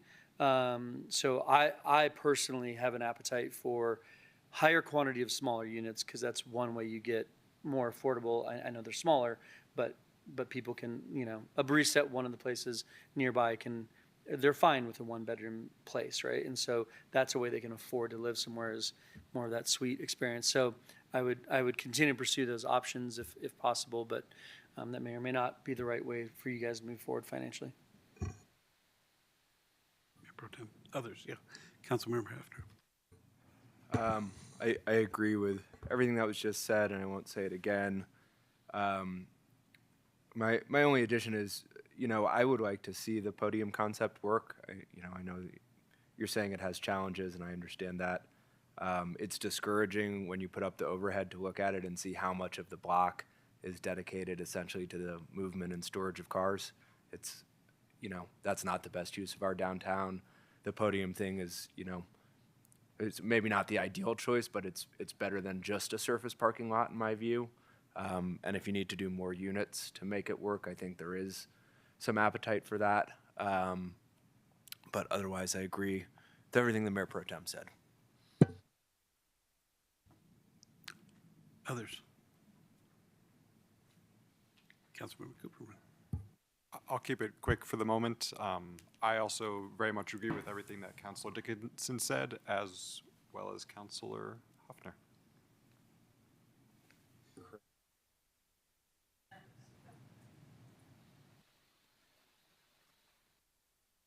Councilmember Hamilton.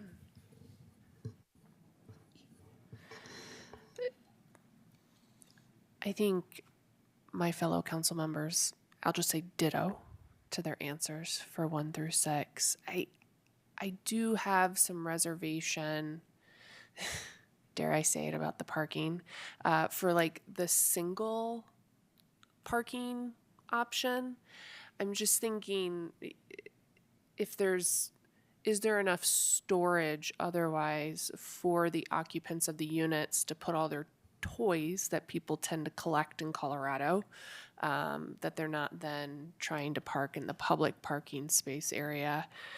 I trust you two will navigate that. You're professionals. You want this to be a successful development and people to fill the units. But that's one thing that popped in my mind. The first option with the, I'm going to call it the floating, the podium, thank you, units. It's an interesting one. My initial reaction was like, will that fit in Old Town area?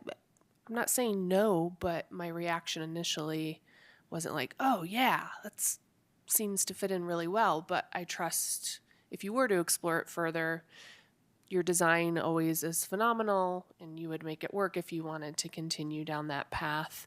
One of the reasons why I'm not initially reacting with an oh no is because it does have more units, which is something that could work for you all and also that we're looking for. And I'm assuming this would help with our transit-oriented requirement for the state as well? Maybe a little? It's in the area. Yeah, I mean, it's technically yes, so, okay. But like I said before, master class, I believe, in this concept plan review process. So thank you both. I'll just ditto everything that's been said already also, and just add one quick thing is that I really like the third plan where you're including the Crystal Springs, so thank you. And the tearing down of the old house that's there, that's being used as a brewery now, as a tap room? Of brand new construction. Okay, that's interesting. I guess I'm the outlier. So as I mentioned, I've seen the live work mixed use and it's been, I think, open for over a year and they're having a very hard time in Superior filling those spaces. So I actually, it's interesting that you're seeing that across from you on Front. And so I would be much more in favor of mixed use versus the live work for that reason. I'm not opposed to more units going in if you guys want to. And I mean, you probably heard me, I'm huge on inclusionary housing. I think you're right. I think this is a time for us to start maybe a new discussion on what triggers inclusionary housing and, 5 to 10 units probably is not a practical time for that. So I would be open to seeing that. I'd love to see you have more than just that smaller space for your store, so that would be kind of fun. I love the idea. I agree that having the storefronts and having them be active so that it encourages more movement and business through that whole area. I think that my one concern was the access to parking because I think a lot of the businesses across the street on the north side of Maine use that parking lot and a lot of handicap. So the handicap spaces are there. I just want to make sure that those people would be able to get to the other businesses or even around to the storefront if there's not going to be parking lot access to those businesses that you're proposing in those buildings. And I guess maybe I am agreeing with you. I'm not really that much of an outlier. I see no reason to have that line. I would be like well on board with that original drawing that you drew that extended that height so that it transitions by the time it's getting over by the corner, but it not by the delineated like 1 or 1.5 units in. I would be in favor of letting you definitely go taller than that. I think the creative ideas with plantings and greenery break up the height of those buildings so much. I don't even think that people would notice it once you put those in, if that was actually part of the final design concept. I am concerned with losing parking in the podium style because it's going to be really hard to enforce residents not using it, I think, overnight. That was my only worry about that, is that... Yeah, because I think like this is a parking lot it's always full on the weekends. I mean, I rarely can go in and find a space. Most people like circle and wait for someone to come out of leave so that they can get a spot so that they can then go to Lucky Pie. And so that would be my only concern about, I mean, it's great that we add a space, but then if we're adding residential people who are going to take those spaces because they'll need it because they're living there, that would be like a tricky solution. I agree with you, like the parking dilemma is just hard when it's downtown, but I love the idea of adding more, going higher. Maybe just people buy them or rent them knowing that there is no parking for their vehicles, and it is more transit oriented or bike oriented for people, so that they don't need a car.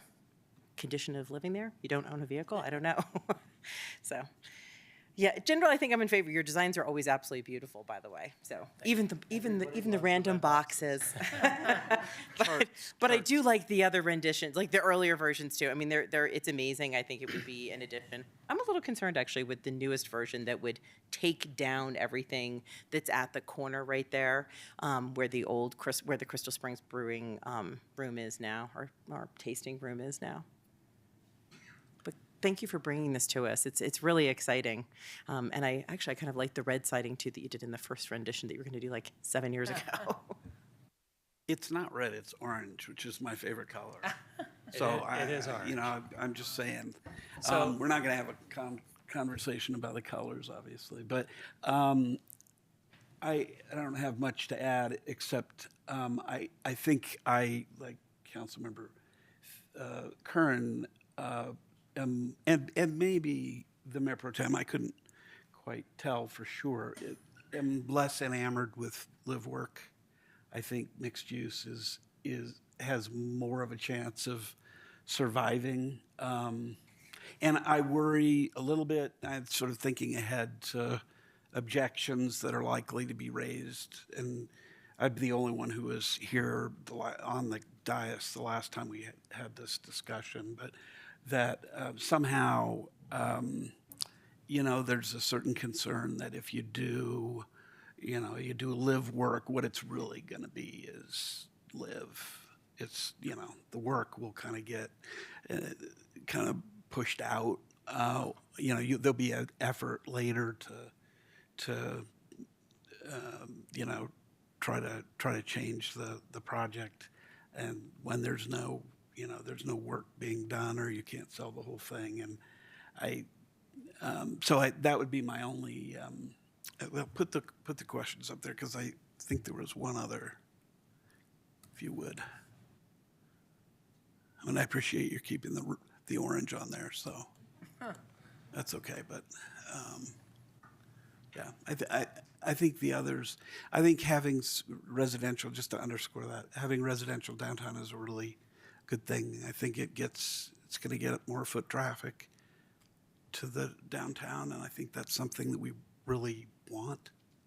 I like the idea of having, you know, I'm not sure a huge number of small units, but having more than just the 5, I think provides a little bit more diversity of housing types in Louisville, and we desperately need that. So I'm really enthusiastic about what you've provided, and I agree with Councilmember Hamilton. You did a really nice job at kind of helping us with the thought process. Very good. Thank you. Are there other? Yeah, Councilmember Kern. Is there an interest, or, I mean, is there a way to add like a third story to that section that can be 40 feet, especially if it got extended a little bit farther south so that more of this building could have the higher requirement? Would that allow you to add more living space, like another unit to that upper area? I don't think that was really shown to us because of, you know, of the height requirements. Under which model?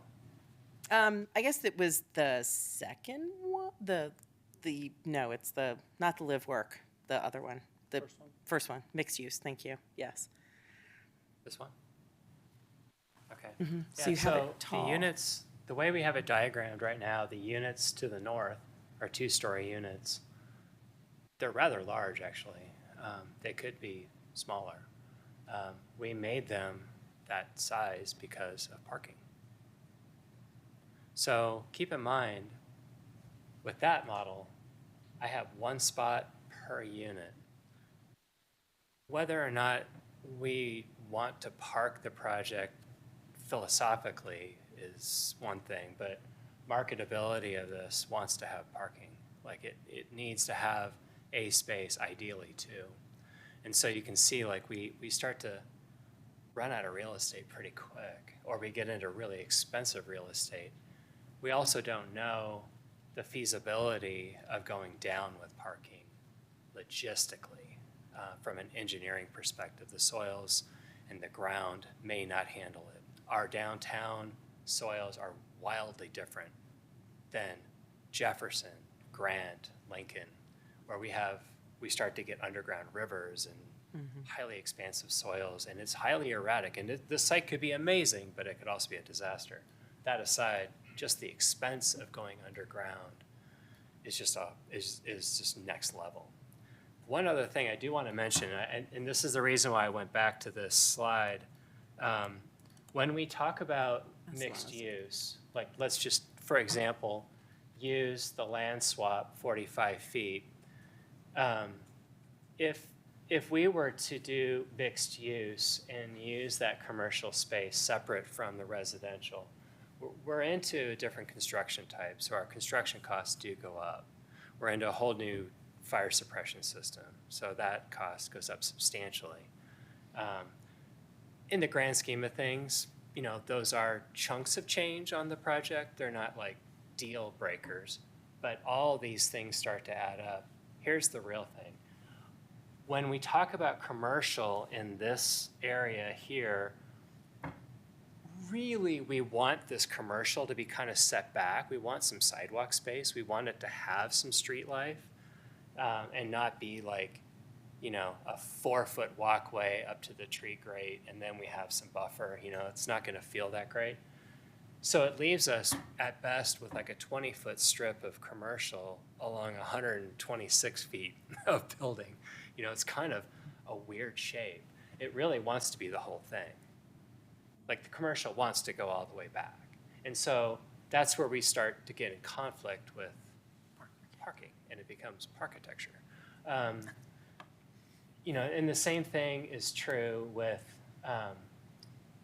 the mixed use version. It's a little more interesting, but it has the same problems with depth. Also, with mixed use, we have the whole entry discussion to that second level to access the residences. When you're vertically separated, like a townhouse, it's easy. You're in and up, and it's all contained within, you know, one unit, and the fire separation is much more simple because it's just a straight line. In this situation, if we have entry points off of Main Street, we have both horizontal and vertical separations for fire, and it gets really complicated. So we kind of have like a front door, back door situation with mixed use, where residential comes through the back door, which would be the parking lot, and the commercial would have that prime time Main Street frontage. So there are some kind of inherent design issues to solve with mixed use. I think overall we agree, like we started with mixed use, so you can tell where our preference is, but the expenses of doing it without having more density is really tough. So that's why, you know, when I say 10 units is 10 units because of the parking, defined by parking. To make it really work, we need more like 20 at a minimum. My only confusion with that is it sounded like you're saying from a market perspective, the person who's buying it wants a parking space. So like, it's not just that the city is going to require you to park it Right. that makes it untenable. It's that you really need to provide parking and you don't have the space to provide it. But I don't hear a solution from you or a request from you about how to solve that. It just seems to be like, I mean, we go 20 units, but then I need 20 parking spaces, and I don't got 20 parking spaces, so I guess we're done. Well, our overall project goal was to do two things. It was to maintain the city surface parking and or increase it, but to not reduce the city surface parking. And the other goal with the project, in terms of how we presented it to you, is to not exceed our height limits. And we're trying to create, you know, the easier pathways for a good project to move forward. Now, I've heard really great things around maybe some mobility on height. That seems like a pretty low issue, lower priority issue. I can't honestly believe that I'm talking about parking this much because this is my least favorite topic in terms of how it defines architecture. But, you know, there is the reality of the marketability of, you know, selling these units. I do want to caution you to compare this to other projects. You have to understand the structure in which those projects are operating and where they are financially and how they're marketing, and all those have different circumstances that we can only suppose and never really know unless we're in the middle of it. So I don't want this to be compared to a current project, whether it's live, work, or mixed use, just to be fair. So. And just so you understand my perspective, you know, learned a lot from the first project. I mean, I was kind of building the dream office. Luckily we didn't. It would have been empty for, you know, 2+ years.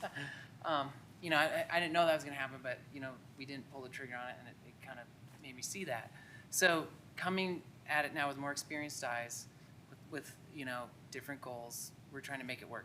And so that's why, and we remember, you know, some of the, you know, back and forth on parking. So we're trying to take away all the barriers to get a project approved and to get the confidence from you guys. And hopefully, you know, we can get a feel from the public at some point that this is a green light, like we can go for it and do it. So Last thing on parking. Thank you. Yeah. Last thing on parking. When we do mixed use, we have commercial parking, which has a fairly high requirement, you know, when we look at it from that perspective. So we're double dipping in the needs of satisfying parking requirements and actually real needs. So that all said, I feel like I just like brought the house down with the mood, but with parking. But overall, the comments that you've provided, I think, you know, give us a lot to think about, particularly in like what the shape of this building could take, or how many units, or how we might creatively, you know, provide solutions to do parking. yeah, hearing the, you know, the kind of interest in more units and all that lets us kind of go back and sketch a bit. Yeah, it's not gonna be easy, but thank you for that discussion. We're happy to answer any other, or listen to any other comments. You know, I do have a question that's maybe more philosophical, but what do you think about the state bill?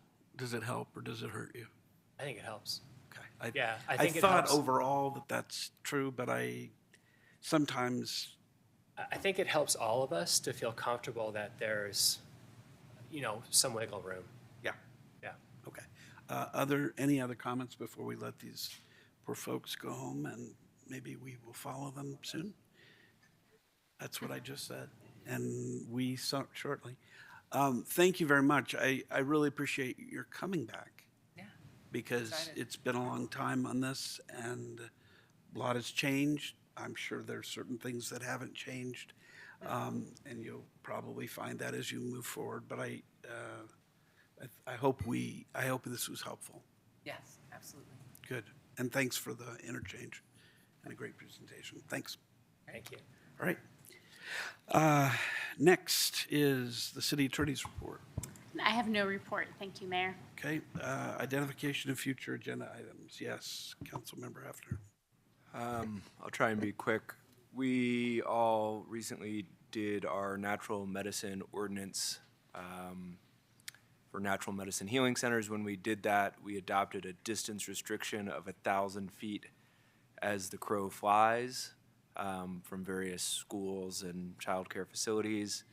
The state law measures the distance as the pedestrian walks rather than as the crow flies.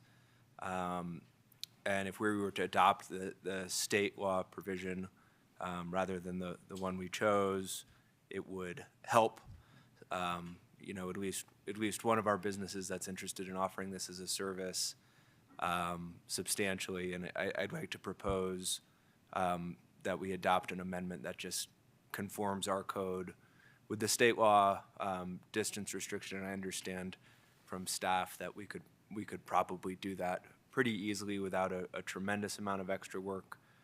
So I'd like to propose that we do that at some point. I don't think it's tremendously time sensitive. I'm fine with that. Thank you. Anything else for the moment? Okay, we have a motion to adjourn. So moved. Any second? I'll second it.